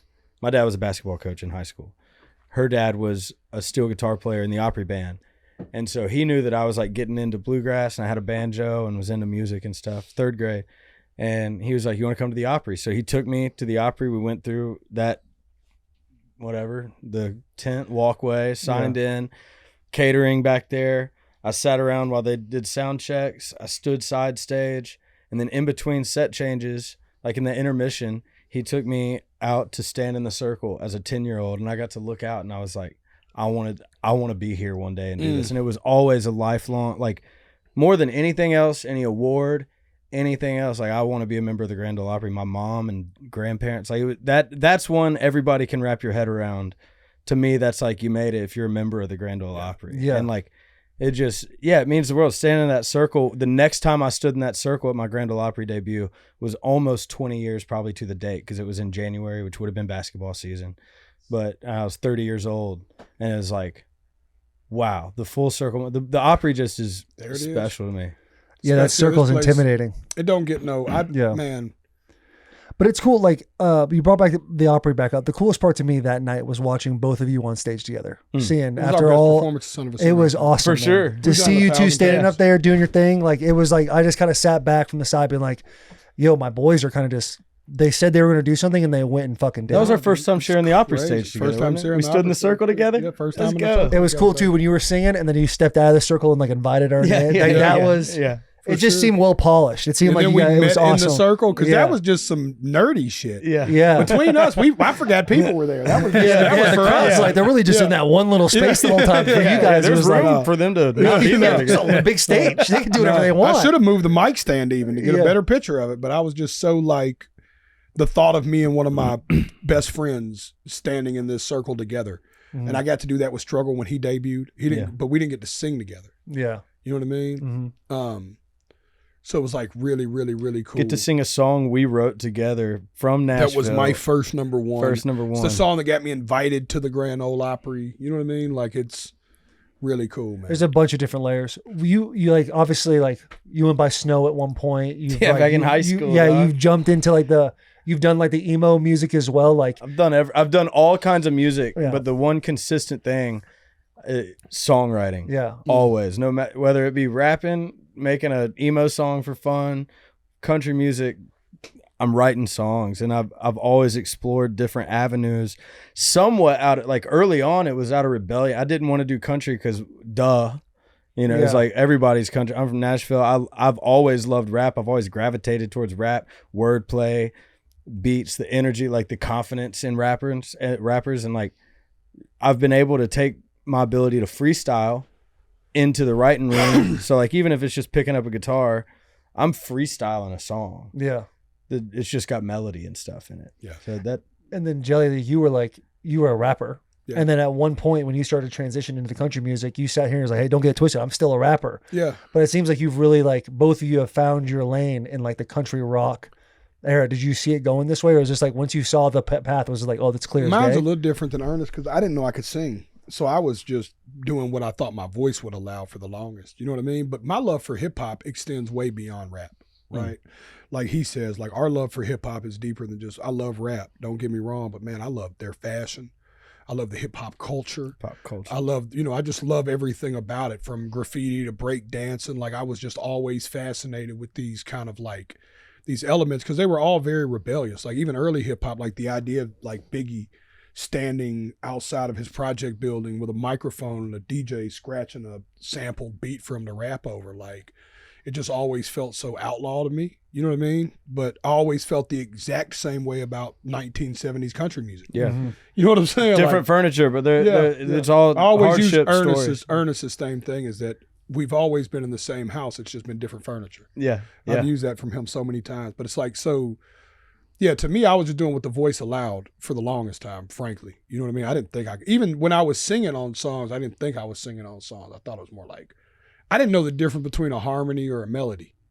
You know what I mean? So I was like, this is more like harmonizing because I've listened to Bone, Thugs, and Harmony. So I thought anytime I did something with my voice that was a little no, I was harmonizing. You know what I'm saying? I didn't know. I was in my 30s. Yeah. Ernest was playing bluegrass music in the 3rd grade. I was shooting dice. You know what I'm saying? It was, you know what I mean? It's like I didn't pick up a guitar till I was in my early 30s and didn't learn a motherfucker till I was 39. Yeah. You know what I mean? It's like, so it's been a little bit different for me, but the same thing, and I think our kinship outside of just hip hop is songwriting. Because at core, I was just trying to write songs, like in any form, like whether I was harmonizing a hook, as I said back then, or I was rapping a hook or rapping a verse or had these kind of slow melodies. We just always writing in a notepad. Always, dude. Yeah. I would write anywhere. I still handwrite everything. Except for when I'm in a writer's room, like if it's 3 or 4 of us, because I'm not a scribe, so some more technological person. Yes, voice notes come in handy. Yeah, but it's like, I still, even at my house right now, I'm planning the biggest thing of my career. I'm working on that project. My nipples right? just got hard. Right? I'm working on that project. And if you go to my house right now, it's like a mad scientist. It's like handwritten notes all over my downstairs wall. I mean, downstairs, like my studio desk, my coffee table, my smoke room desk. It's just like I look like a possessed man. It's just like I was taking a shower last night. In the middle of the shower, I called my wife in, and I was like, text this to my computer right now, because I was thinking about it in the shower. Like, I'm obsessing about it that much. So I still handwrite tons of stuff. Like, I'm still old school even in that regard. That's I'll awesome. still go home and I'll still write my wife notes. You know That's what I mean? awesome. Like, yeah. I started back writing in cursive this year too. It said, dude, it's That's crazy. fire. When I realized my kid couldn't read cursive, I was like, oh no, I got to write in cursive. It's the only way to teach her. You know what I mean? And she's better at it than I thought she'd be. But It's a lost art cursive. Yeah. That little project you got coming up dog, is gonna that's be incredible, it's man. the biggest thing in my career, y'all. Yeah. I don't even know where to go. Speaking of big from things there. in my career, can I say this though? Can I shamelessly promote something on here? Go ahead. I came here with a small agenda. Will knew this. That's crazy, Will. I don't know what's about to come out. Beer Olympics. I am the official artist in residence on American Idol this season. Let's go. It is unbelievable. Yes. Thank y'all. Let's this is go. big.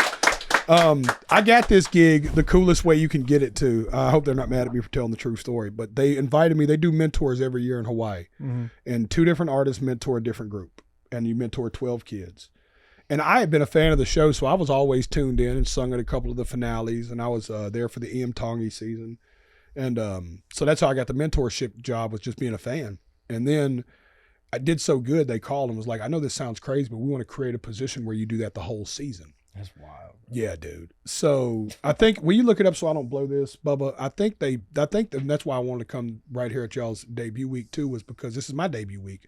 I'm not on this episode, but I think American Idol starts this week, March 9th or 7th.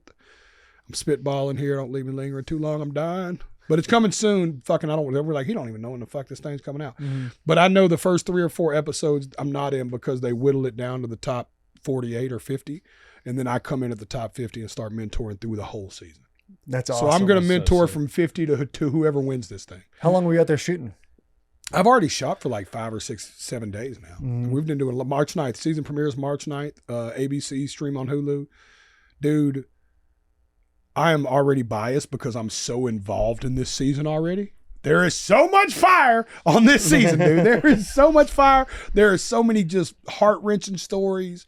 There's so many fun stories and happy stories, so many great voices. Never seen a wider range of talent on American Idol. I've watched every season since I've been home, and watched them from Ruben Studdard forward. But The secret, Ruben Studdard, Yeah. Clay Aiken, dude. Right. Let's go. secret pleasure was always Idol. You know what I mean? So to be a part of it, dude, is huge. I think that's perfect too, because getting on as the mentor role with like the final, what'd you say, 40 something? Yeah. Like ultimately for an artist, like everybody is good. Yeah. And it's up to them to figure out how to kind of bring their story out. I feel like you would be the perfect mentor for something like that. Dog, wait till you see how much we're getting these kids' stories out. Like, How hard was that It for looks you like to do? Martin Short. well, believe it or not, yeah, right? Damn, I've never seen it more in him. Right now. Big That's Ruben, fucking awesome. dude. Y'all remember Big Rube, dude? He Big was Rube. the man. Rafe son. Tenpenny wears a Ruben Studdard shirt to this day. Like, he's had it for probably 15 Dog, years. I would wear a Ruben Studdard shirt right now. Shout out Rafe. Look at him. Oh yeah, that's when they came back a couple of seasons ago. I was there that night. They came back and reunited, which I thought was crazy. Ruben looks Clay good. Aiken's versatile. Yeah. Yeah, he is. Ruben lost a ton of weight, and Clay Aiken looks the exact No same. doubt. No doubt. How was it working with the artists though? Like, was it tough to get like their stories out of them? Because Sometimes, I feel like a lot of artists too. Like everybody's very like, yeah. I don't want to. I'm just saying emo for lack of a better word, but very like to themselves. They just want to create. They just want to write. They just want to do music, and to bring in their backstory and everything else. I'm sure it's probably hard to do. Sure, for sure, man. The coolest thing I get to experience with these kids are the difference between them and most things are they're green. Like these kids are like super. You know, these kids literally, most of them live more often than not hours away from a metropolis. Had to drive to that metropolis for their audition. You know what I mean? They're like closet singers more often than not. They're just great voices, and this is such a culture shock for them to like. the idea that I tried out for American Idol, I was bold enough to do it, and then I got picked and sent to Hollywood is crazy. You know, so like you're catching a lot of people who are just, you know, I always use the term green as a pool table, twice a square. You know what I mean? They don't know what's going on. You Green know what is I a pool table. Twice as a square. square. Twice as square. Yeah. You having trouble with that one? Yes. Same. Super green, super square. Got you. Yeah. Got you. Yeah. Yeah. Fuck yeah. Of course. Nice. Dumbass. And, football players. just remember, we're the ones that smoked before this podcast. I saw Jelly in Hawaii, and I invited Will Compton. I was going to start this podcast this way, but I'll cut him a breather. That's right. I find out that Will Compton's in Hawaii. My wife hits somebody on my guy, and she's like, Will Compton's there. And in my mind, Will Compton's on the island, right? So I'm like, dude, tell him whatever. I want to pull up on him. I got some pot. We can smoke. I know he's on vacation. He didn't bring nothing. You know what I'm saying? I was like, where is he at? I want to go see him. I want to give him a hug. Also, let him know I'm doing a dinner tomorrow night. He should slide through. I'm here with American Idol. So now mind you this, I invite Will Compton to a dinner. No, this gets even better. Lionel Richie's there. Oh. Carrie Underwood's there. Oh. Josh Groban's there. Oh. Luke Bryan's there. Ashanti's there. You might have to cut that. Ashanti too. When I heard Ashanti, I was like, damn. I mean, literally. I don't know who Ashanti is, but the other one sounded sick. It's like literally, like I'm not inviting you to like. I didn't. This is like the last. It was just me. Come to dinner with your boy. We're on a fucking island. Oh, that's it. Could have been a dinner for two. You know what I'm saying? You like her voice. I've met so many men. It's like they're all the same. Remember that when he hit it with Ja Rule? You're not getting out of the rest of this story. Will. Yeah, but he can finish it. I mean, I got my side. Y'all know what happened. I stage you up. Hang on, to stage you up, I have to say yes. No, he politely declined. Oh. And I was just like, who turns down an American Idol dinner? And he blamed it on like, I don't know, parenting or something. Something weak. Yes. We had just landed. So listen, it gets even better. I'm sorry to cut it off, but you don't get to come. We don't hear your story. So it's just fucking, you stood us up. So I wake up the next morning, and I'm the first thing I wake up and think is literally, man, fuck Will Compton. I'm like fucking, and my guy comes to get me, and we go to take off for our walk, and by the pool, playoff Willie, dog. Shirt off, 10 a.m., sunburnt, big white, look like he's finna play football with the big white things across his face. Just he didn't want to get tan right here, but everywhere else, shoulders on fire, chest on fire. He's been there 8 hours. He's on fire. And the baby is doing cartwheels, y'all. I see why Will's up energetic. Rue is doing backflips. It feels like that kid's confidence, man. It's gone crazy the last year. Yeah. And I was like, dude, you're here. He's like, I told him I'm here. I was like, I didn't think at the same fucking hotel. Oh, I'm even madder you didn't come to dinner. It was at the hotel. No, it wasn't. Oh, no. The dinner was not at the hotel. It was a block away from there. It was walking distance from the hotel. gotta live with the steps. You had to. The rebuttal is we landed that day in the middle of the afternoon. So when we got there, we checked into the hotel and we're walking off to see the sun, to go check out the sunset. And we see the American Idol stage being put up. We're like, oh shit, American Idol, like maybe some one-off or some side quest of American Idols out here. Cause I haven't kept up with all the American Idol stuff. But I'm like, oh, that's sick. I wonder if like Ryan Seacrest and Carrie Underwood and them are out here. Yeah. Sure enough, they start getting, they get introduced and start walking out. And then like, as we're walking over to the spot of the hotel for the sunset, I hear Jelly Roll. So I kind of like look back and see if he ends up walking out. I'm like, man, did I hear that right? Because I don't see Jelly walk out. I don't know how that went down, but I heard Jelly Roll's name. So I hit up Bunnie. I'm like, hey, is Jelly Roll in Hawaii? She's like, yes. And I'm like, let him know I'm in Hawaii too. I would love to link up with him and see him at some point. And I get in touch with his personal assistant because he doesn't have a phone. And he's like, hey, I can get you tickets into American Idol. I'm thinking we just landed like we just need a check-in. We're gonna hit this sunset. We're gonna reset. We're probably gonna go bed early because we had both kids. And so I was like, no, I don't need any American Idol tickets. I just need to know like when I can see Jelly, because if he's here, I've got to see him before we split up. I find out he's staying at the Four Seasons. I'm like, oh, this is perfect. He's like, we're also going to get dinner tonight if you want to go to this sushi spot at 9 p.m. I'm like, man, we're probably going to call it early tonight, but I would love to see him tomorrow if you guys have any open windows tomorrow. Here's our agenda. He's throwing me Jelly Roll's agenda. He's like, we're going to go on ATVs. I'm talking to Charlie like, hey, I might go hit this ATV tour with Jelly Roll.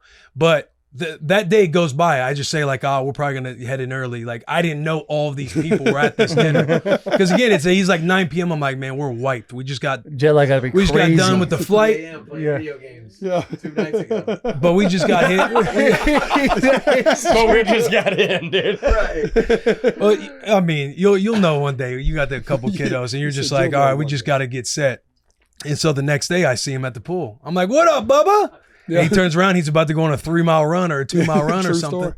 And I'm like, bro, when are you free? And so we ended up linking up like later that morning. He gasses me out in the room, and I'm just sitting there high as a kite, bro. Like, and then his chef just comes over and gives him this plate of food, and then we have to depart, and I'm just left alone with a bakery downstairs. I'm like, that's crazy. I can't get any food. That's great. Just like Walk that. downstairs, you just hear whispers going, all that food talking shit to you. Yeah, like, fuck, I gotta eat something. What'd you say to me? But I didn't know. I had no clue that all those people were going to a dinner, and I had no clue. Shouldn't that matter. He saw it. He saw it as me matter. standing them up. It's dinner with jelly roll. It's dinner with jelly. Yeah. But he's like, your assistant. And he was a stud. It was a Nick. Yeah. Nick's He's awesome. like pitching me. Do you want tickets to American Idol? Hey, we got this dinner. And I'm just thinking like, I'm just trying to say hi to Jelly. Like I'm not trying to like rub elbows and get in the mix of everything he's doing. And so I didn't know it was taking. I didn't stand you up. I let him know. That's how you know you're the homie. We automatically offer you to get in the mix of everything. It's like, yo, babe, since What do you want to do? You got this? like, You want to host? You want to host especially when American he Idol? hits me- when Nick- Seacrest is out. He's sick. Oh, when Nick hits me, especially me and Nick have like a code language where I'll be like, yo, that's the, and then Nick's just like, this is what we're doing for the next week if you want to show up to anything. Because that's kind of like, I have a thing I say where it's like, yo, whoever that is, just tell them come to work. Yeah. Tell them all access. Like whatever we're doing, tell them pull up. Codes are Because nice. everything's not always like that. You know what I mean? Yeah. You can't take people Everywhere. Yeah. You can't take everybody everywhere. Dude, it just worked out like, perfect. Got the kiddos down for a nap time, and I was in his room for probably 2 hours, and we were just blazing talking. No, we sat there. To come It to was Will's awesome. defense, though, I get it. If you fly in, you're 7 hours different. I don't even know what the time change is. Yeah, it's probably like 5, 6 hours p.m. here, but it's The sun 11 was starting it's to set. We want to see it. We got the nanny with us. We're like, Yeah. hey, let's get to the room. took And you're like like 4 or 9 5. hours to It's get like there? it's like 9, 10, 11 in Nashville. Which Yeah. route did you take? We went from, we took the first flight out at like 5:30 in the morning to go to Dallas. And then from Dallas, it was a 7-hour flight out to Hawaii. Yeah. Then we land there and we get there and rent the car and everything else. But That it is was the most 12 hours of efficient way to travel. go, though, for what it's worth. Believe it or not. I It's know, an bro. hour and a half to Dallas, 2 hours to Dallas. Yeah, it was like an hour and a half to Dallas. Because if not, and then you gotta take go the to long LA. one. Yeah, then you take the LA's long not one. like that. No, but you would LA think is more logically. like, you're going against the wind, so sometimes it can be 4.5, 5 hours, and you got another 6. So you save like an hour and a half if you go to Dallas. Get this Just on go the to LA and or the stay the night. Chicago way. Somebody Yeah, told me I the think Chicago that's the way to do it. Go to LA, You spend get to the the day West in Coast. LA. Yep. If you Get really, dinner. Yeah. Well, that's our plan I'm to already get to thinking Australia. about that next time. That's our plan to get to Australia. Is we're going to go to spend a few days in Hawaii, and then kind of slowly skip our way down towards. Just think about this, and on the way back, we went red eye. Oh God, brutal. We went red eye on the way home. Our flight was like at like. How did Rue do? Dude, she did solid. But we were just a shell of our, like, I'm sitting there. I brought a little sleep mask just to see if I could fall asleep, but you're just like staring at your black mask the entire flight back. You don't know how much sleep you get. Yeah. And we're That's just the operating. worst. I mean, that was like 12-hour travel back. But they did solid. That's Rue good. and Scotty. How does That's Ryman good. travel? Great. No, I mean he was never really a terrible traveler. We went to the islands. Did y'all with travel him from birth though? We took him on his first flight when he was like 4 months old down to the islands, and he did good. Now he just chills. Like he'll sit, watch his iPad, have a snack. He doesn't really complain. Yeah. We had Moana. She just rewatched Moana. He's obviously fine on a private jet. Yeah. He chills. He chills. He runs up and down the aisle. Yeah. Stewardess is kind of frustrated, but we're paying her, so it's all good. What a rough life. Dude, yeah. Could you imagine pre-iPads with kids? Oh, my goodness. Oh, you had to get them coloring books. Yeah, coloring I was books. one of them. Yeah, What do you coloring mean books, imagine? yeah, I was you're there. right. Yeah, can't What imagine. am I talking That was about? us. Can you not imagine? We had the Being a exit dad sketches. doing it? Oh, being a dad, Bro. Dog, when they came with the thing where you could move the two little things and make Yeah, little- and then you shake it Oh, up the and etch you a go away. sketch. that might as well Drawing have a been an penis iPad. on an etch a Yeah. sketch That was might my as well only have been goal an ever. iPad. Bro. You know what I'm saying? Etch a cock. So we went to Canada and the kids had the iPads and it was like seamless. It Yeah. was so easy. Jesus Christ, that's autism right there. Yeah. That's a special kind. That's a way spectrum. Hey, there's two ends of a so spectrum. good. That's on one of them. Yeah. 100%. Yeah, Doug. Oh, somebody Travel redid kids. Starry Night on one? Crazy. I mean, that person was very artistic. That's what I mean. Dude, that is fucking insane. Yeah, Van Gogh. I'd be stoked when I get like a little I never in knew a nothing square about box or Van triangle. Gogh. Cut his And ear off. So I didn't know who Van Gogh was. I know nothing about art. And we were on the flight from Hawaii to New York after I left you because I had to go do the SNL 50 thing. So we had like one of those, 10-hour travel days, just straight travel days. So we're just sitting on a plane cooking, right? We're just like baking. And I get high enough that somebody tells me this dude cuts his ear off. Yeah. For a girl. Yeah. No, I didn't even hear that. I just heard it was just some crazy Didn't he stuff. mail it to her too? Mm-hmm. He cut his ear off for a girl and mailed it Is to that her. why he went to the place where he drew all the stuff that ended up being the shit that really went? He died like before it Starry popped Night off. and Which is tough. Yeah. Night Over, that's whatever brutal. it was. Yeah. Yeah. No. Hold on. Yeah, Almost all of them died before it popped off. Yeah, for sure. Yeah. This For entire sure. That was him when he realized it all popped off. is in it the Gangan? Yeah.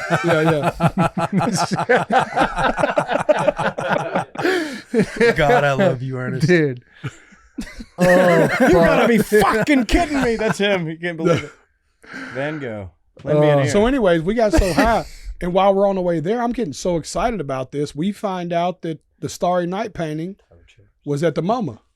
What's the the MoMA? Museum of Modern Arts in Manhattan. Okay. And it was like a block away from our hotel. So the night after Saturday Night Live, they opened it up for us after hours and took us and taught us about all of it. We walked through the whole MoMA. It was Hey, your really, pull in really New cool. York is crazy. Did you blow one in there? Yeah, he's got wild pull in there. Wild We hit pull. the rig.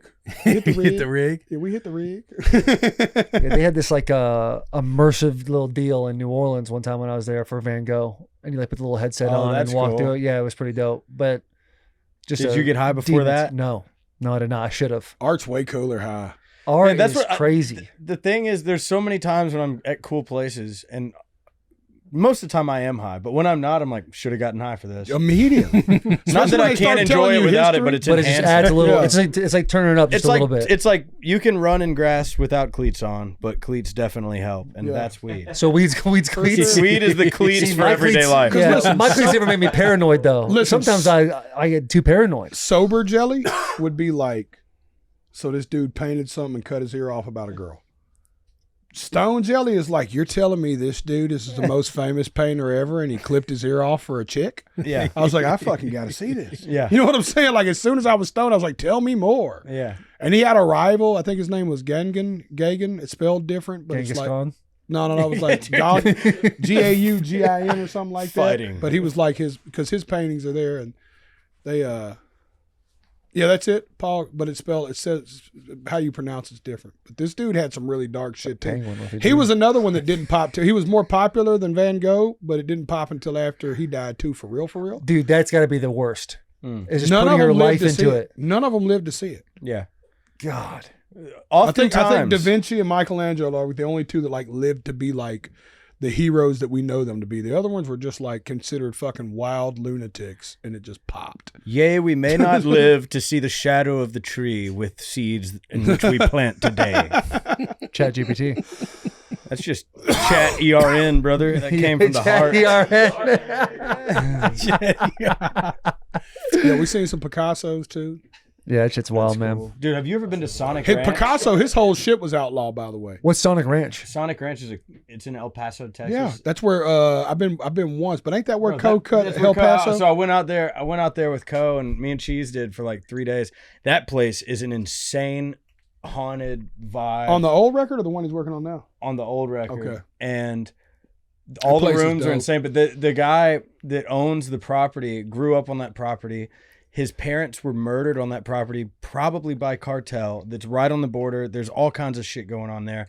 But like, I think the cats are literally human spirits reincarnated there. They're all such a vibe, but there's Picassos all over his property. He's an insane art collector. He's got Stevie Ray Vaughan's guitar. That place, the energy in there is unbelievable. It's the kind of place you go lock down and record an album. Yeah, Like when if you got 2 months to work on an album, Yeah. it's the kind of place you just go camp Lock out. yourself into a place where two people are murdered by the My- cartel. Yeah, Reincarnated dude. cats. With reincarnated cats, cuz. Dude, the cats, bro. I have 2 cats. I get that cats are like a different thing, but these cats, dog, were like looking at me on some. I'm a human. Was a human. This is my area. We're cool.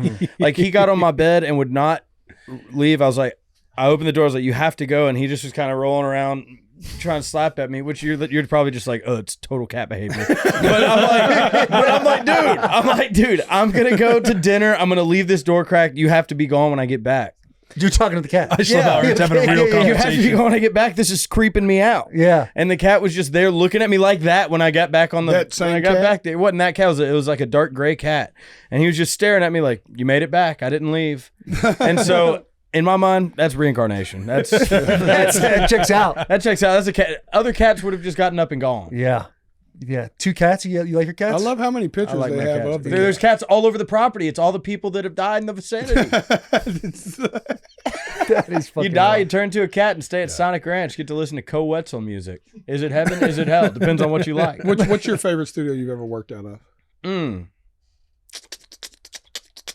Castle was a good vibe. I'd say East Iris Cave is probably the amount of time I spent in there is more than any other studio I've spent time in, but the vibe there allowed it to be the best time. The cave at East Iris. What about you? Dude, I got it's probably Electric Lady in New York City, but is way cooler than being a football player. Oh yeah. Just listen to him talk. Where's the favorite place you've recorded? Yeah. I guess Save Me, Son of a Sinner. I just got too much history there. What was your favorite stadium you played in? I guess Arrowhead was. Yeah, that's the Electric Lady. Loud. Yeah, what was your favorite stadium you played in? Yeah, what was your favorite stadium? Yeah, your favorite stadium. Because we played a couple now too. We have opinions. Yeah, we all got a stadium under our belt. Yeah. We have stadium opinions. Shows why they now. are much cooler. Yeah, way cooler. We didn't get paid nearly as much. No. Loudest stadium I've ever played in was division playoffs. Ravens. No, Baltimore. Not loudest. Like coolest. Like amenities, easiest walk from this back of house stuff. We got in the bus. What you mean? We just drove in, kind of got to the locker rooms like right by the buses always. Yeah, but you don't go walk through the bowels. You don't see it. Like, who had the best amenities for a locker room? Yeah. Shit. Probably Dallas. Talks the whole Yeah, time. Yeah, Dallas probably is. We asked you about something you actually know about. Yeah, the guy fucking goes in. Fuck, I don't know, guys. What are you asking me questions He's for? like, what do you mean? We got off the bus and played a football game and left. Terrible guest. As an away team, I'd say AT&T Stadium. AT&T's the best. Dials. AT&T Ram Stadium is great too. I never played the new Raiders SoFi. Stadium. It's correct. Allegiance. Stupid. SoFi is awesome. The Raiders Stadium is sick, bro. Like you'll be at halftime and you'll come out. And it's like coming out to a club. Like Lil Jon was performing at halftime. He's got the lights are off. Lights are going everywhere. It is like you're at a club. No, it's Which one's I don't know Allegiance. from a fan Allegiance? perspective, this is Allegiant. Wow. Yeah. The That Death place Star. is insane, It's so bro. fire, dude. That place is sick. It's so sexy. Seattle, It sits right the outside 12th strip. man with yeah. the Seahawks. That was great. That was Yeah. cool. I don't know how the football team's going to be, but I think the Titans Stadium is going to be the Stadium's gonna be coolest awesome. one. It's going to It be. is. It's going No, to As no, far as no, amenities go. Amenities go. Yeah. What they offer. I think they're going to have like I've a already whole. They're looked going to at have some like a suites. club. Yeah, the they're going to have like a club park. at the top of the stadium. I was already looking at where you some can watch suites. it. Yeah, I was And already it's actually looking just at a bar. suites. Yeah, it's The whole fine. time, like live music while the game's playing. You're in the stadium. Oh, that's sick. Yeah, it'll be. Most hostile is probably Philly. I can agree, dude. I was at the Philly Washington game, and dog, going from the game to the train, and then the train was like, that's like you have to. That's like a sentence. You got sentenced to go walk with the Philadelphia Eagles crowd after a win They to are the train. crazy Bro, people. and I've told Somebody this. fired a gotta let gun me in the play that crowd place while I'm first. just weaving through it. Yeah, I saw it on Twitter. You saw it? I was in that crowd just weaving, trying to get out of the traffic. Gunshots. I'm like, Philadelphia. I'm out of here. Dude, it's nuts, man. Like I've told this story before, but my wife was wearing Washington gear and beer cans are getting thrown at her, calling her a cunt. Like they hate Oh, dude, you. I saw. It's awesome to play in. They because ripped hate the you hat. so They much. ripped a hat off of this dude walking with his kid. I'm like, they ripped a hat off, threw Just it on the bullying ground. people. Yeah, dude. I thought at that the that- plane look at that crash was stadium. just a Phillies fan.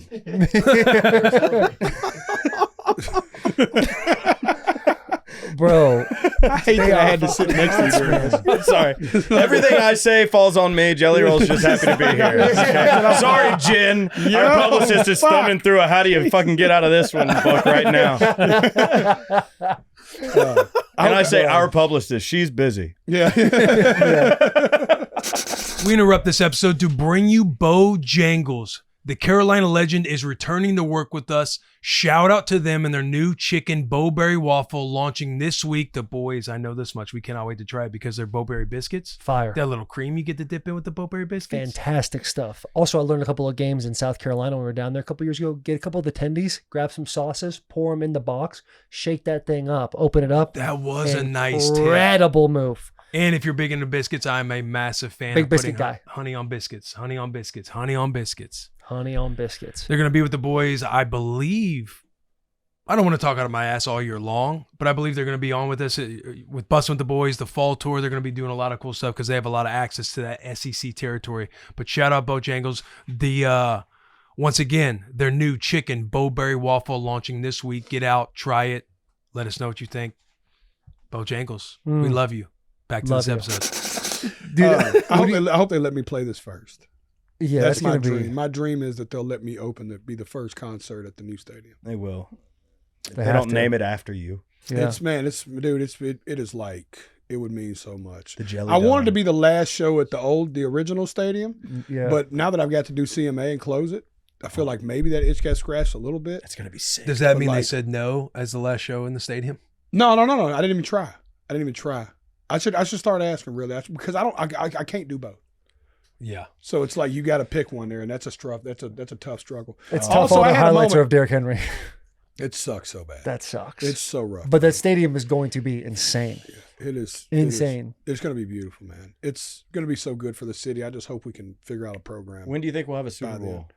Probably 29. quickly after that. Yeah. 29. 2 years, 3 years after that. I don't know how far in advance they do it.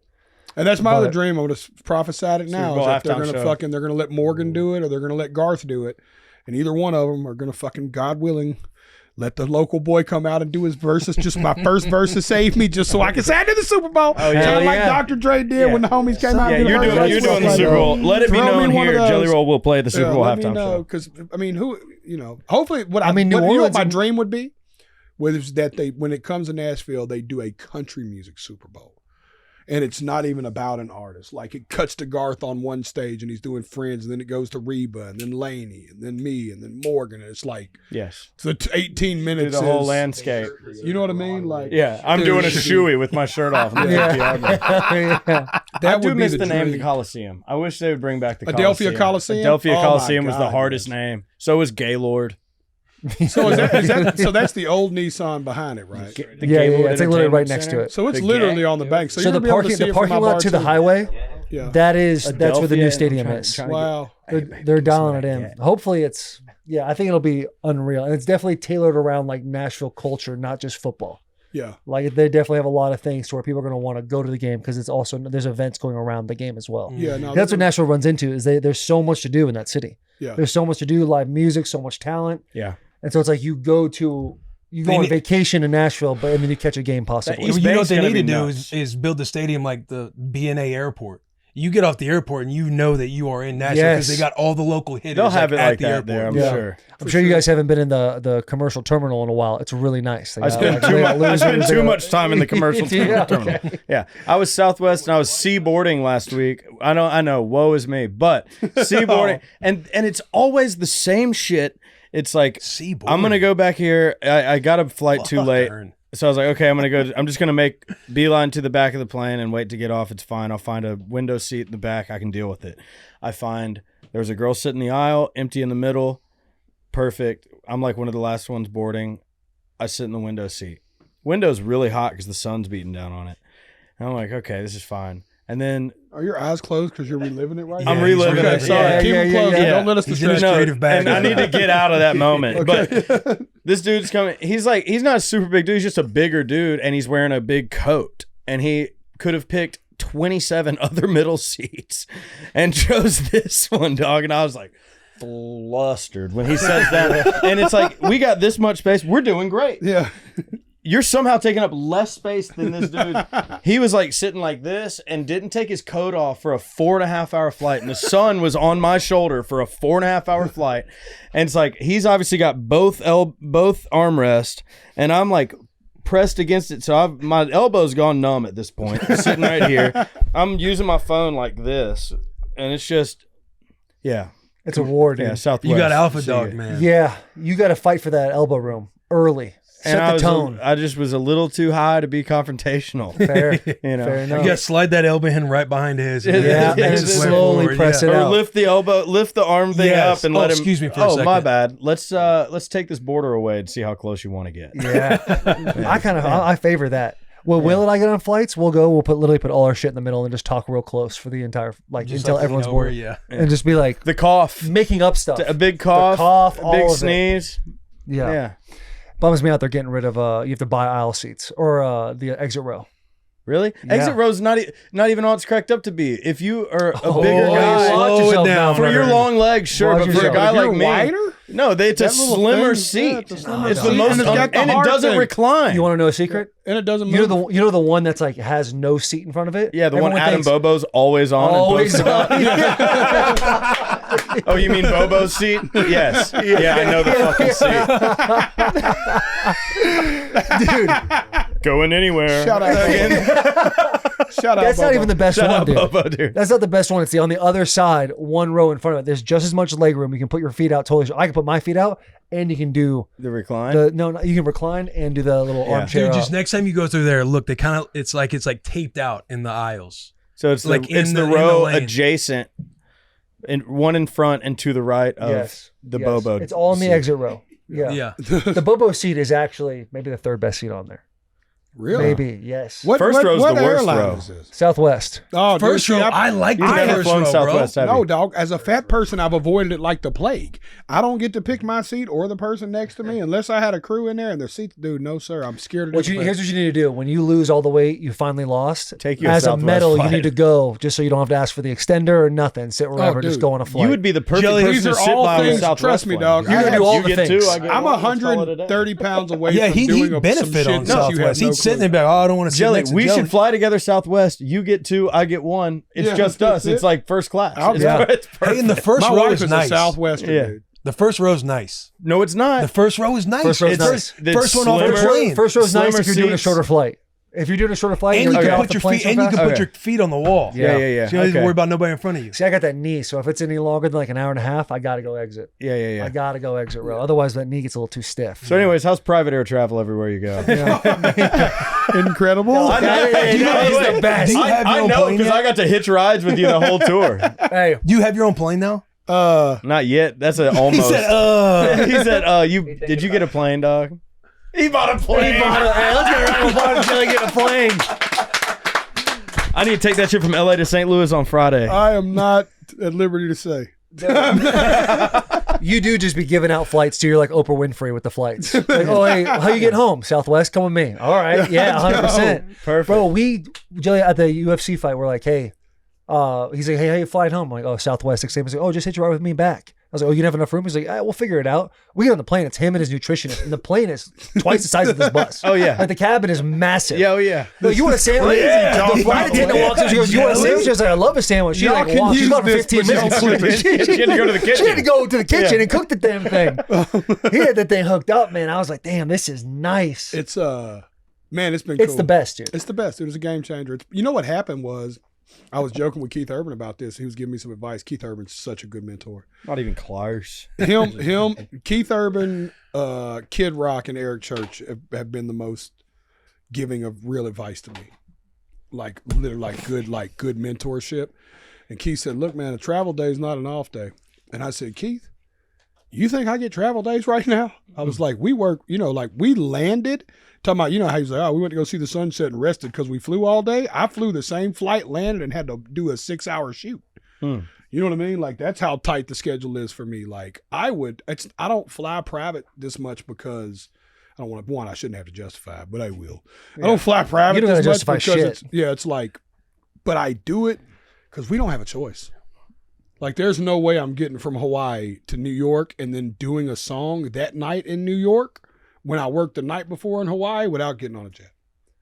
Impossible. It's crazy. Yeah. My Logistically, it's impossible. Hawaii vacation itinerary took a shot right there. But he's like, we don't get to go see the sunset. I'm working. Well, I'm on vacation. Yeah. And he caught a stray. Sorry. Yeah. Still, Yeah. you're fucking lazy, Will. Still caught a stray. People going out I gotta enjoying be their honest, lives. it's changed my life, dude, for sure. It's so much cooler. Dude. We still fly commercial probably 3 times. Like when we don't have to fly private, we'll fly commercial. But what a pain in the ass it is to actually fly private, dude. Once you've had it, it's so Most hard. And so unrelatable once you get on a conversation private ever. flight, you're like, this. I see what all the fuss is about for people trying to make just money. a day for Nebraska and Michigan when we got to hit that. But Oh the Taylor, my but God. the Taylor We do thing that was every actually time. one of those. Me and Taylor are hanging out at the fight. We're fucking, it's the boys, so we're fucking. Could have been we're me. hanging, right? Yeah, you should have. Yeah, I know. Why'd you come? He was at Charlie Hansom's wedding. Charlie Hanson's, dude. My chef was the +1 because Ernest couldn't come. I was like, Oh, no Ernest, I shit. got the coolest thing set up for I us. watched dog. We are the gonna go. fight from the wedding. Saw you. Everything. And I told him, I was like, bro, I'm telling you, Congrats, bro, though. I was like, between Amber, Dana, and Hunter, we're gonna have the best seats on earth, dude. I was like, we gotta go. Like, trust me, this is gonna be fire. Like, we're gonna land, we're gonna go eat, we're gonna go see the fight, we're gonna come right back home. And Ernest is like, fuck yeah, I'm in. And then he hit back, he's like, fuck, it's Charlie Hansom's wedding, and I'm in the wedding. So the chef came, so we're leaving. I'm looking at Taylor. I'm Should've like, been when? out I the said, when are wedding. you going home? He's like, tomorrow.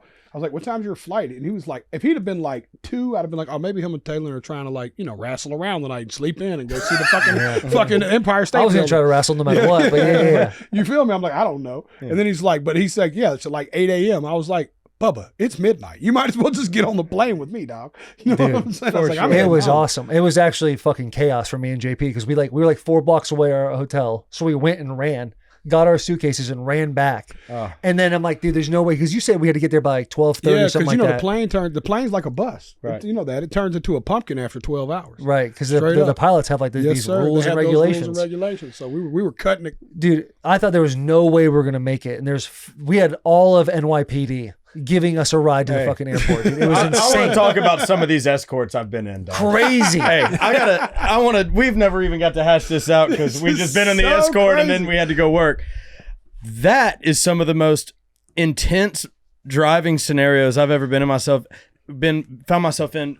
We're like, in a police escort. There's a cop in front of us, 2 cops behind us, and me and Jelly Roll are passing a joint around. Somebody's ripping a dab rig in the back. Jelly Roll loves to wait till right here to stop. And I thought, but the first 2 times I was in the car, I was like, oh, he doesn't give a fuck. He's just going to rear end a cop. We'll get in the second SUV. The cops will have to figure it out. We'll be on our way. Right. I never thought we're going to jail. I was just like, oh, we're definitely going to have some sort of bang in with the There'll be cops. some sort of bill after Eventually, I realized that, he just knows how to whip. Like that's. I was like, bro, he's been whipping. He's gonna be fine. He's not worried about it. I think he probably likes it. I'm about shitting my pants, and I'm over here. It's like there's obviously not a break on the floorboard, but I'm like this while I'm still. And dude, we never had any wreck. There was a close one, but it was a dumbass that tried to just pull into the escort. It's like. But yeah, no wrecks. Got there smoothly. The cops all knew what it was because he's so good to each department. You take care of them, gives them challenge coins, probably makes a little donation, takes care of them, Hooks it up. and and it's great. And we should have been doing this 20 years ago. I thought the same thing. I've been thinking that all the time. I'm like, God, I wish I would have I've just known been if given I a was cut nice back to to the the- police. They're nice to me. Yeah. Who would have thought when I Crazy quit how that doing crime works. and I Love was the nice to police cops, coming they're straight fucking from the awesome. underground. That's right. That's how I feel. It's fucking awesome. Oh, No, No, they've it been is good. fucking nuts. That drive is crazy because you were a passenger that time, right? Yeah. You were Because going back? that's the only city I won't drive in is New York, man. I trust that guy. Are you gonna go to more UFC fights? Dude, I have. So Dana, I went to the Apex. Yeah. That first time when we hung out at the Apex, Yeah. and I'd been to seeing the Weidman Anderson fight before, but I sat like in the nosebleeds, and it was still crazy.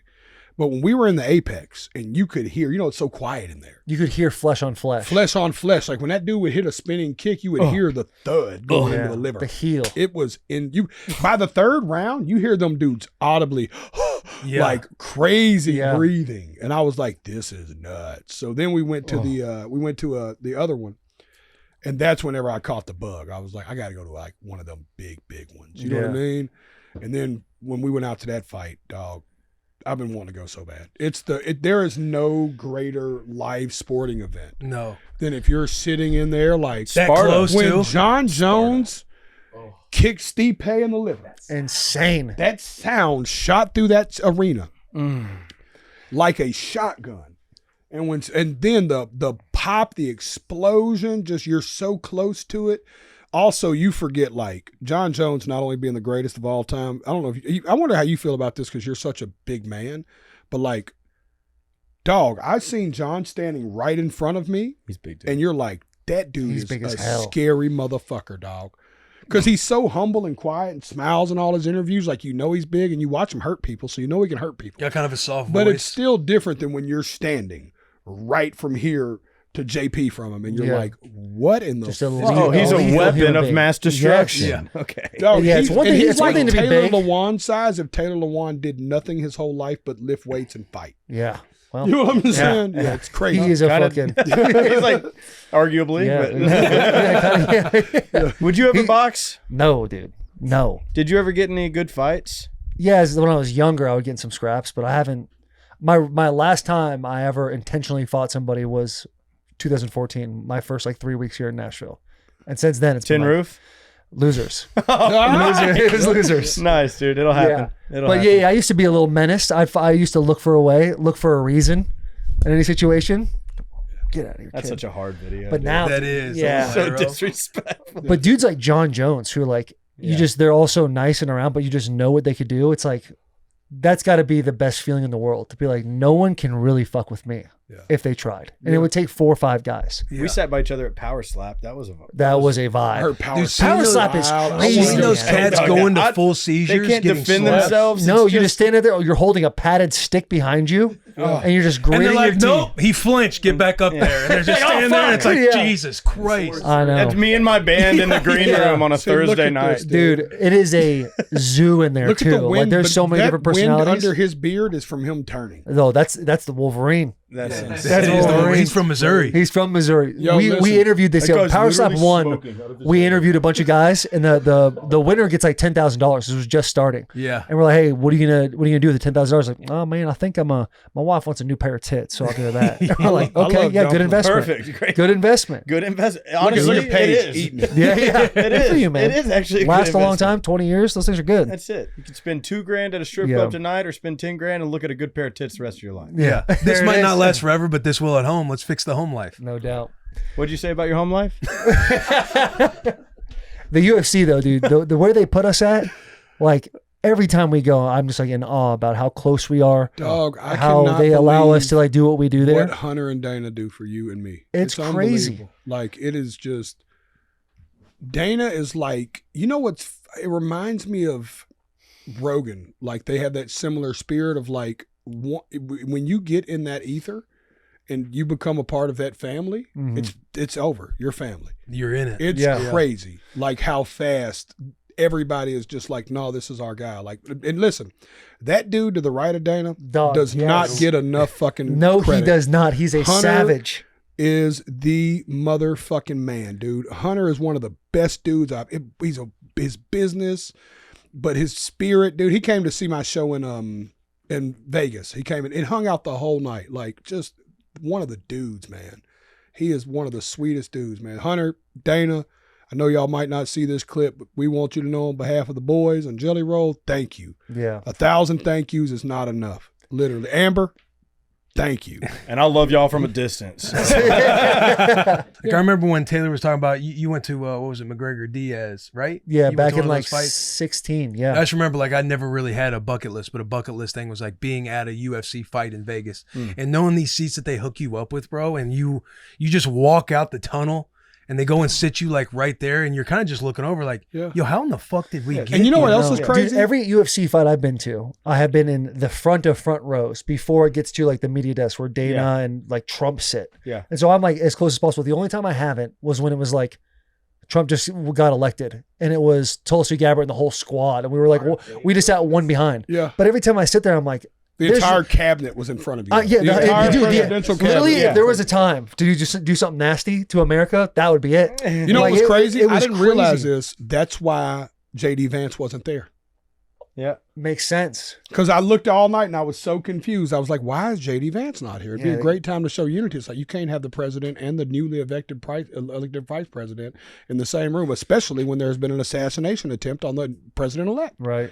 You know what I mean? But, Like, we- so like Straight they up. could, Wow, they yeah. could not, because I was confused because JD's like, seems like the kind of dude that would go and hang out too. You know what I mean? He doesn't seem like he'd be like, no, I'm not They going. got to switch off. Yeah, One on one. yeah. You were That's so excited for a crazy. fight, and Trump's like, sorry, JD was bro. at slap boxing. Yeah, he is. That's Power's like. Speaking of slap, I love Dumpling. He was like us watching Who? from I'm afar a fan back. of Fuck, I Dumpling. wish I was there. Who's that? Who's that one? Dumpling, one of the heavyweights. He just did Hawaiian. They just had Is their he- second fight. Is that the Russian cat? Yeah, cat. Well, he's got a big beard. He's got a beard. I've never yeah. heard him talk. I don't know if he's Russian or white trash, Yeah. but it all reeks similar to me. Dude, He's not Russian anywhere. The UFC, just to finish my thought on the UFC thing, it's just crazy that there's probably that's a so many power people stat that guy. should be sitting in those seats. Yeah, we get to sit there. Yeah, and so it's many just people. nuts. You look to your right. That one time we were there, and it's like Mark Wahlberg's to our right. Mark Wahlberg daps me up now. He's like, "Hey, good to see you." I'm like, "Thinking, when we what walked, the fuck are when we he- doing?" we walked in the hotel, and he's like, "Hey, I love what you're doing." Yeah. And you're There's like, no way that dude's a Came. Russian. Is that dude a Russian? No, but I've seen the cat. That's- What I that's love about the dumb, power dude. slap is after all these fights, like guys get knocked out or whatever, there's always this big gambling party at the Fountain Blue High Roller, and they're just rolling around my there, God. swollen faces and everything. Yeah, look at him. That's Dumpling, Yeah, that dude You is see a- why I Oh like my God. him? Doesn't that look like my kind of That's guy? the Russian bear. That no? looks like a Roman sculpture. Yeah, that looks like the dude I'd be a fan of. You know what I'm saying? Go Dumpling, go. Michelangelo. Those cats are different, man. Different. It's blowing up. But yeah, dude, UFC is awesome. No, UFC's the best, Whoa, man. whoa, I'll whoa. go to the anytime biceps. y'all want to go. Are those fake biceps? I mean, Hold on. I saw a glimpse. It seems like it's an obvious yes. That's what I mean. I just want to talk about this. Synthol muscle, man. Oh my Oh. God. Nothing. Nothing. Nothing. Like hitting him with a beach ball. Yeah, that's Dumpling, too. This He knew motherfucker, no. he's about to kill this little neck.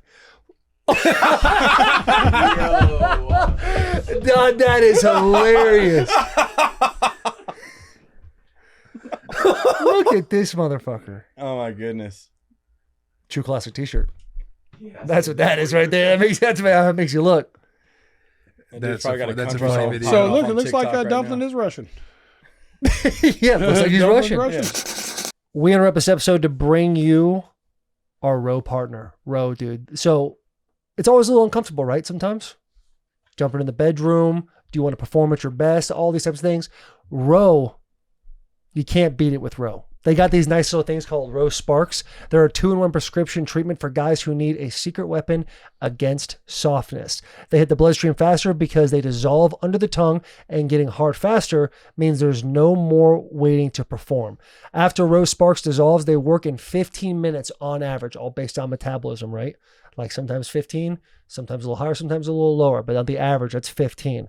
Row Spark stays active in your system for 36 hours, so you can go back to back to back, round after round.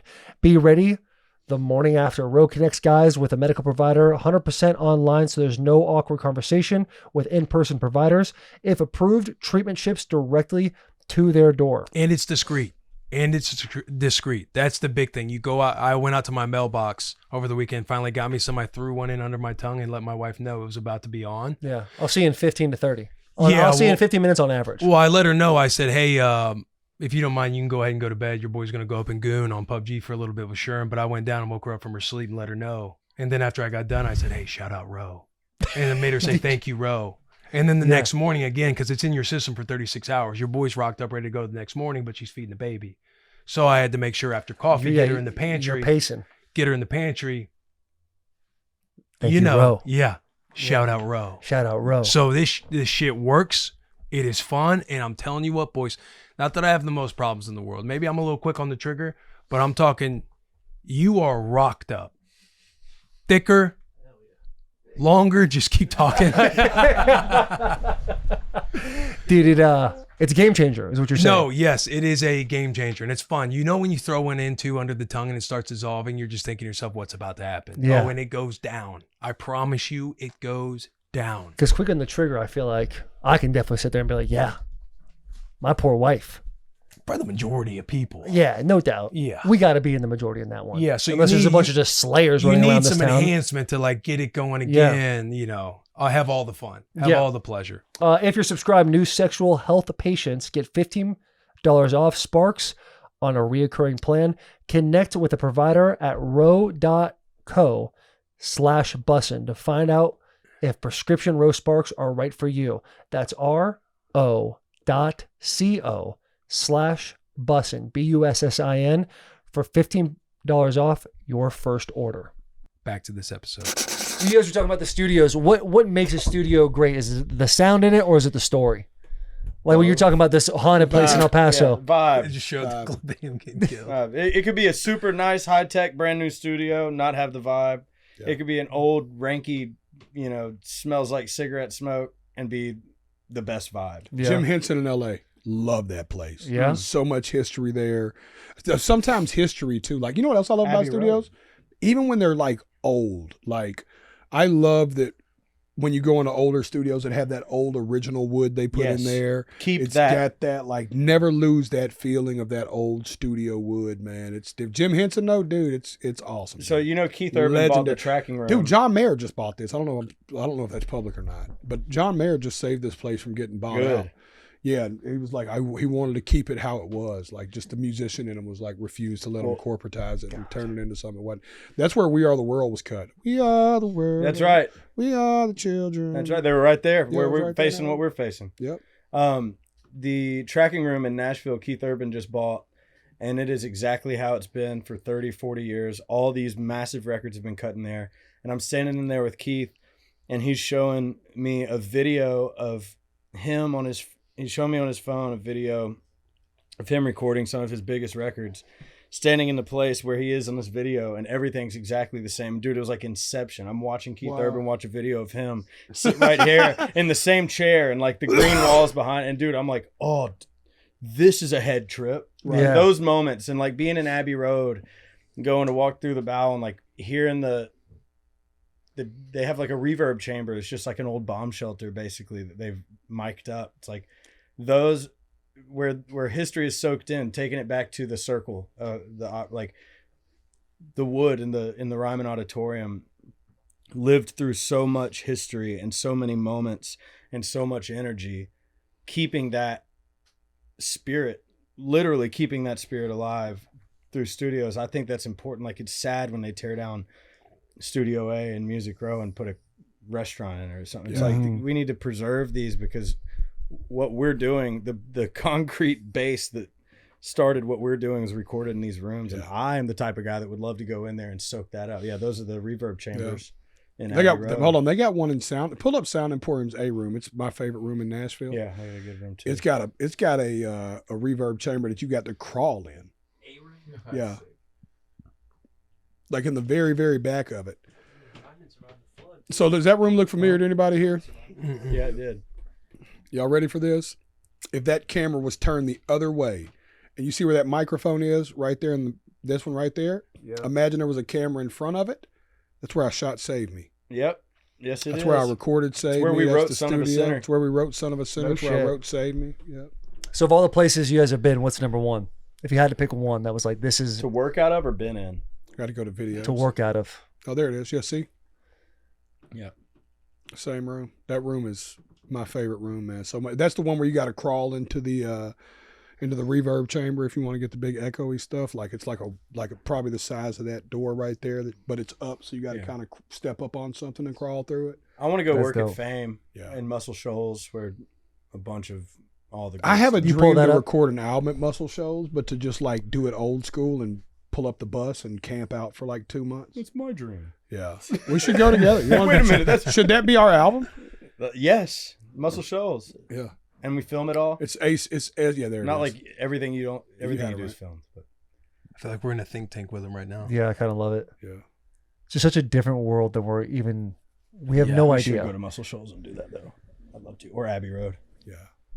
What's it like when you feel like you've made something and it's going to be a banger and it's just not, or it doesn't even make the album? It's kind of maybe a little shot to the ego that everybody's not buying in the same way. Depends on do. how you feel about it, though. It depends. Like, it's not always for. It depends on what your expectation was of it. Like, Well, have you ever had I any know- that's highly expectation with just you yourself? No, Like no, your no. ego? Early in your career, and then you sometimes realize that the Man, stuff you love is not the stuff that is loved. Yeah. So, like, very seldom has my favorite song on the album been everybody's favorite song on the album. Mm-hmm. So once you go through that a couple of times, you're like, oh, and then it makes it really cool because you know what that does? You still have some selfishness in your songwriting, which is important, I think. Like, I know that I'm writing for a group of people. I know that I'm trying to speak on behalf of us, and I'm trying to tell our story to critical mass and pop culture. But then sometimes I like that I still am selfish enough to just write a song for me. Mm-hmm.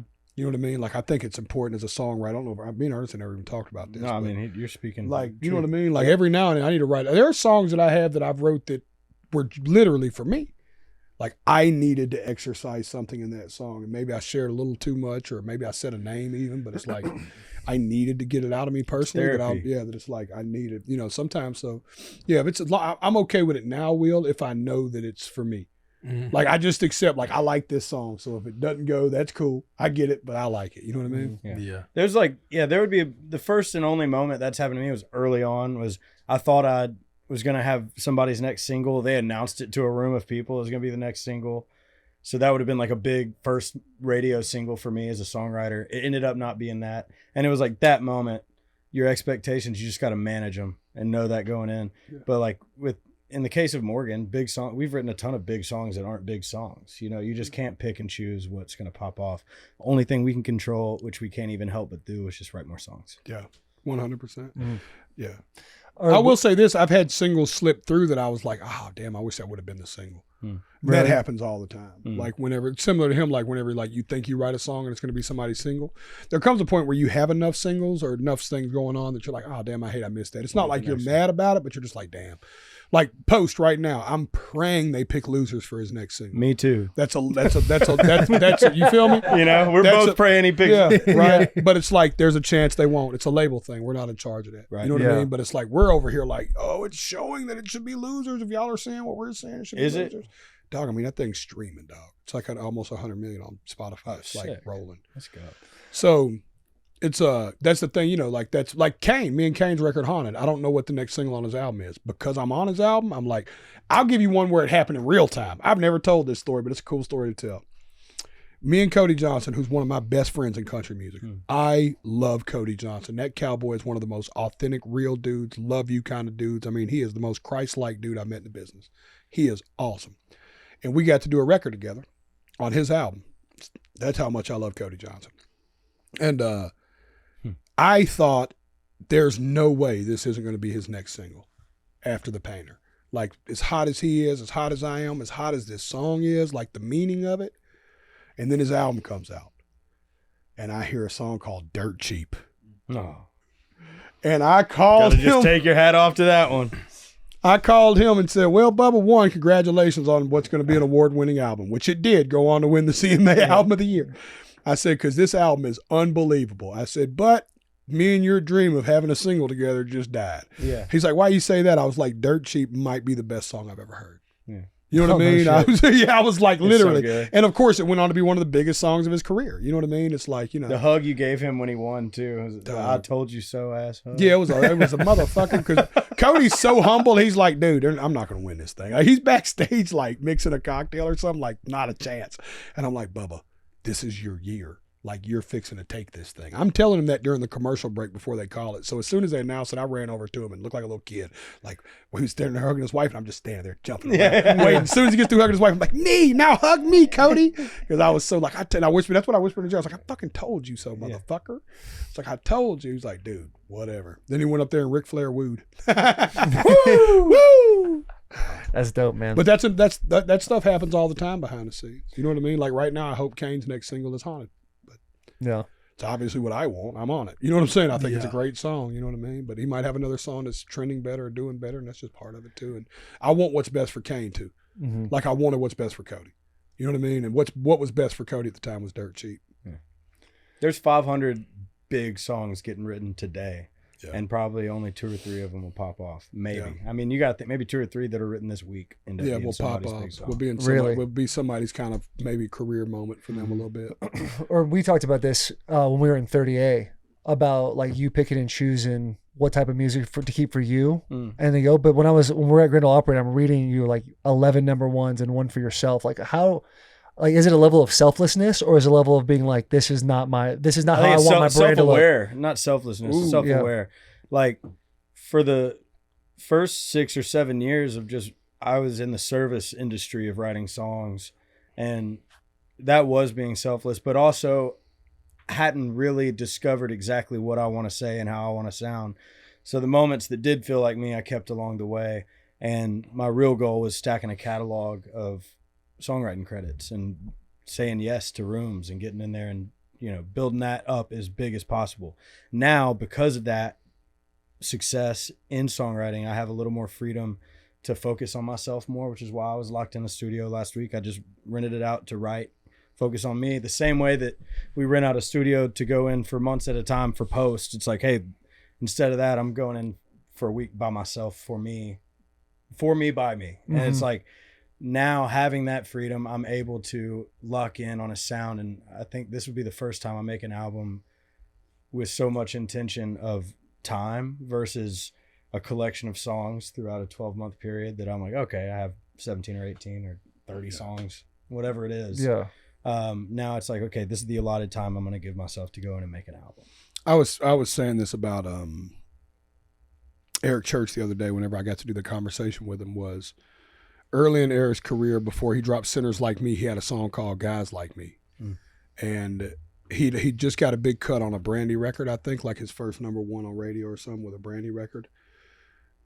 And he was at that pivotal point of his career where, you know, he had to figure out what Eric Church was singing as opposed to what he was going to give to other people. And the cool thing was, when I asked him that, I thought he was going to be like, oh, but what, you know, yeah, I knew what was for me and I knew what was for them. He was like, no, I kind of got put into the artist thing because people wouldn't cut songs that sounded so uniquely me that, you know what I mean, that they just couldn't cut them anyway, so they sounded so uniquely him. What I think makes Ernest one of the greatest songwriters of our generation and artist is that he knows the difference between what he should be the vessel for and what he shouldn't be the vessel for. Yeah. You know what I mean? Like, and is willing as an artist to pass up hits because he don't feel like he's the right vessel for them. That's what makes Ernest special to me, is to be sitting on a grenade, knowing it's a grenade, but knowing it's not the grenade you're supposed to throw. That is such a hard decision to make in life. You know what I mean? But it's that also comes with knowing who you are as an artist. You know what I mean? That's why you can't pitch Jelly Roll a song.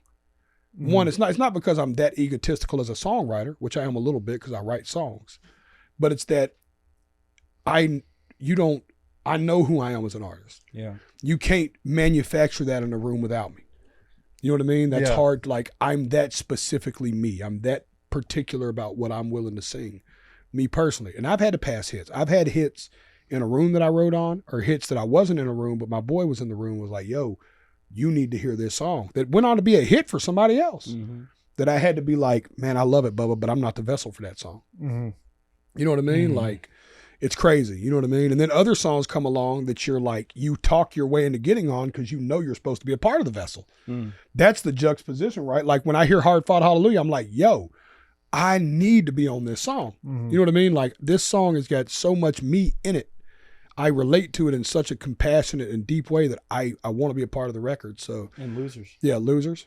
Another one for sure, where I didn't write Losers at all. But Ernest is when like, we were in that room, it was like the only person that could hop on this with post is for sure. You know what I mean? So it's not an ego thing. It's just a know who you are as an artist thing. And I think that's what makes Ernest special. Then what makes Ernest special outside of that is being in a room, writing on a Post Malone album and going, hey man, we can't cut this without Jelly Roll. I can't not hear Jelly Roll on this song. I've been hearing it. I heard his voice in my head. This is a Jelly Roll kind of song. Like, that's awesome. You know what I mean? That's also the test of his ear and the test of my artistry, of like, when you can stand as an artist for so long as what you do specifically, that sometimes people can't get around working on that with you. That's I don't know if anybody will like this part of the podcast, because this is real how the sausage is made. Yeah, that shit's dope. You know Because especially, I mean, just listening from my vantage point, I enjoy listening to music, but to hear things like that you're saying about being the vessel, not being the vessel, when you think, well, why won't you just cut all the ones that you know are going to be hits? But then it seems like you lose the identity of who you really are. And you're talking about locking yourself in a room being like, I found my sound. And I'm thinking to myself, what the fuck, what does that even mean? Yeah. You know, because I'm so like green, whatever the pool term is. Like I don't even fucking, it's hard for me to even compute because it's not the world I've lived in at all. You got a keychain full of keys, you're standing at a door, and finally one works. Yeah. So how do you, okay, so if not, let me what are just the say it this keys? way. Is it like you on a guitar? Is it you on a piano? Is it you just humming in your head? No, the keys would be different directions to go with music. Like, obviously I've played you every type of music I've ever made. The one that I present the most to the world, and the one that I want to stand on and be 40 and 50 years old if I have to go sing at the Opry, is country music. Yeah. But you're talking about the album you're writing. But so the sound being, I've found that sound in the last 2 albums. Like, Ernest loves old traditional. Yeah, I country love. sound. No, yeah, it's awesome. So that would be in Flower Shops was that moment for me where I was like, okay, I love this. This is a key on my keychain. If this is what's going to open the door, I got that. Save Me is what was mine. But the flip side of that is a lot of artists don't know who they are. I guess that's why I'm talking about this, is that there's so many artists that have 5 hits or 3 hits, and you look and they all sound completely different. They have no, it's just, he's just searching for a hit because he don't know who he is. You know what I mean? Yeah. That's kind of like, you know, like if you don't actually, that's what I'm preaching to the kids on American Idol. At some point in this process, I want you to find out that this is who you are as an artist. That's why I want you to tell your story, because I think it's going to come from who you are as a human more often than not. You know what I mean? But, and there's the other kind. There are the ones that lab shop that who they are as a human and who they are as an artist are 2 different people, and it's theater. That's cool too. You know what I mean? If you figure that out. But a lot of artists don't know who they are, so they'll have a couple of hits. I'll name them off camera, and you'll be like, oh, that makes sense. I did hear that song, but I wonder why I never heard from that dude again. Yeah. You know what I mean? It's like, because he had no true identity. Where guys like Luke Morgan, like we know what a Luke song sounds like. When you hear a Luke Combs song, you know it's a Luke Combs song before Luke Combs starts singing. When you hear a Morgan song, you know it's a Morgan song before Morgan starts singing. You know what I mean? Like, this is just what we know. I feel that. I do love the time capsule-esque country music you be ripping, Ernest. That stuff is top notch. It's like you're going back in time. That emo stuff. I love that he did it. The emo stuff rips too. Like, don't get me wrong. It's getting popular now, but I love that he did it before it was popular. This is true. I love that Ernest was just like, yo, man, I'm going to, like, he was in the middle of writing the biggest album in the world and was like, but on the side of this, I'm going to make some real honky-tonk Robert's Western World music. You know what I'm saying? It's like, and I'm going to put that out as me for fucking fun, which is why I think Hardy's great. Yeah. Hardy could write a hit for anybody in this town, including himself. Hardy wants to make Hardy music. Yep. If it's a hit, cool. If it's not a hit, cool. Hardy wants to make Hardy music. And he's going to end up doing That's 2 nights fire. at Madison Square Garden with it. Yeah, fucking for sure. It sounds like you have to be afforded that availability, though, to be able to make hits for yourself. Or if you have to make hits, if you have the talent, make music for yourself, it's a hit, somebody else, or just make music for yourself. Like, that's the ultimate. I've won the battle. It's like I can write for me and whatever I want. If it's a hit, great. If not, whatever. Yeah. You got to sit out and wait your turn and work extremely hard during the time. Patience. I love that on the screen. Jelly's food is here. Yo, I love y'all. I told you I had a heart out 1 minute ago. Yeah. There we go. All right. Let's wrap it up, boys. The boys are back. The double-digit That sounds testosterone. super crazy, but I really Double-digit testosterone. Oh, you're going back to it. I'm just that how we're thinking. gonna I'm end this thinking thing? the food's here. I'm just thinking of his health journey. Yeah. I'm sure Bunnie's been Just enjoying get on it the without higher testosterone. Bunnie's testosterone. loving the levels. higher testosterone. We were talking about it on the way here. Bunnie has probably benefited the most from my life change. So for sure. You'd be surprised. Celebration for sex. For the first time in a long time, this thing doesn't smell sour. Holy shit. And we'll not be right back. This My is wife's Bussin' Boys. My wife's been putting right back. goggles and a snorkeler on to go down there. Yeah. It's fucking, I changed for her. Dude, boys, I know you got to go. Thank you for being a part of Love the you, first brother. Thanks for episode letting us be of the here. new regime. FanDuel man. Sports. Shout out FanDuel Sports. FanDuel. Shout out FanDuel. FanDuel Sportsbook.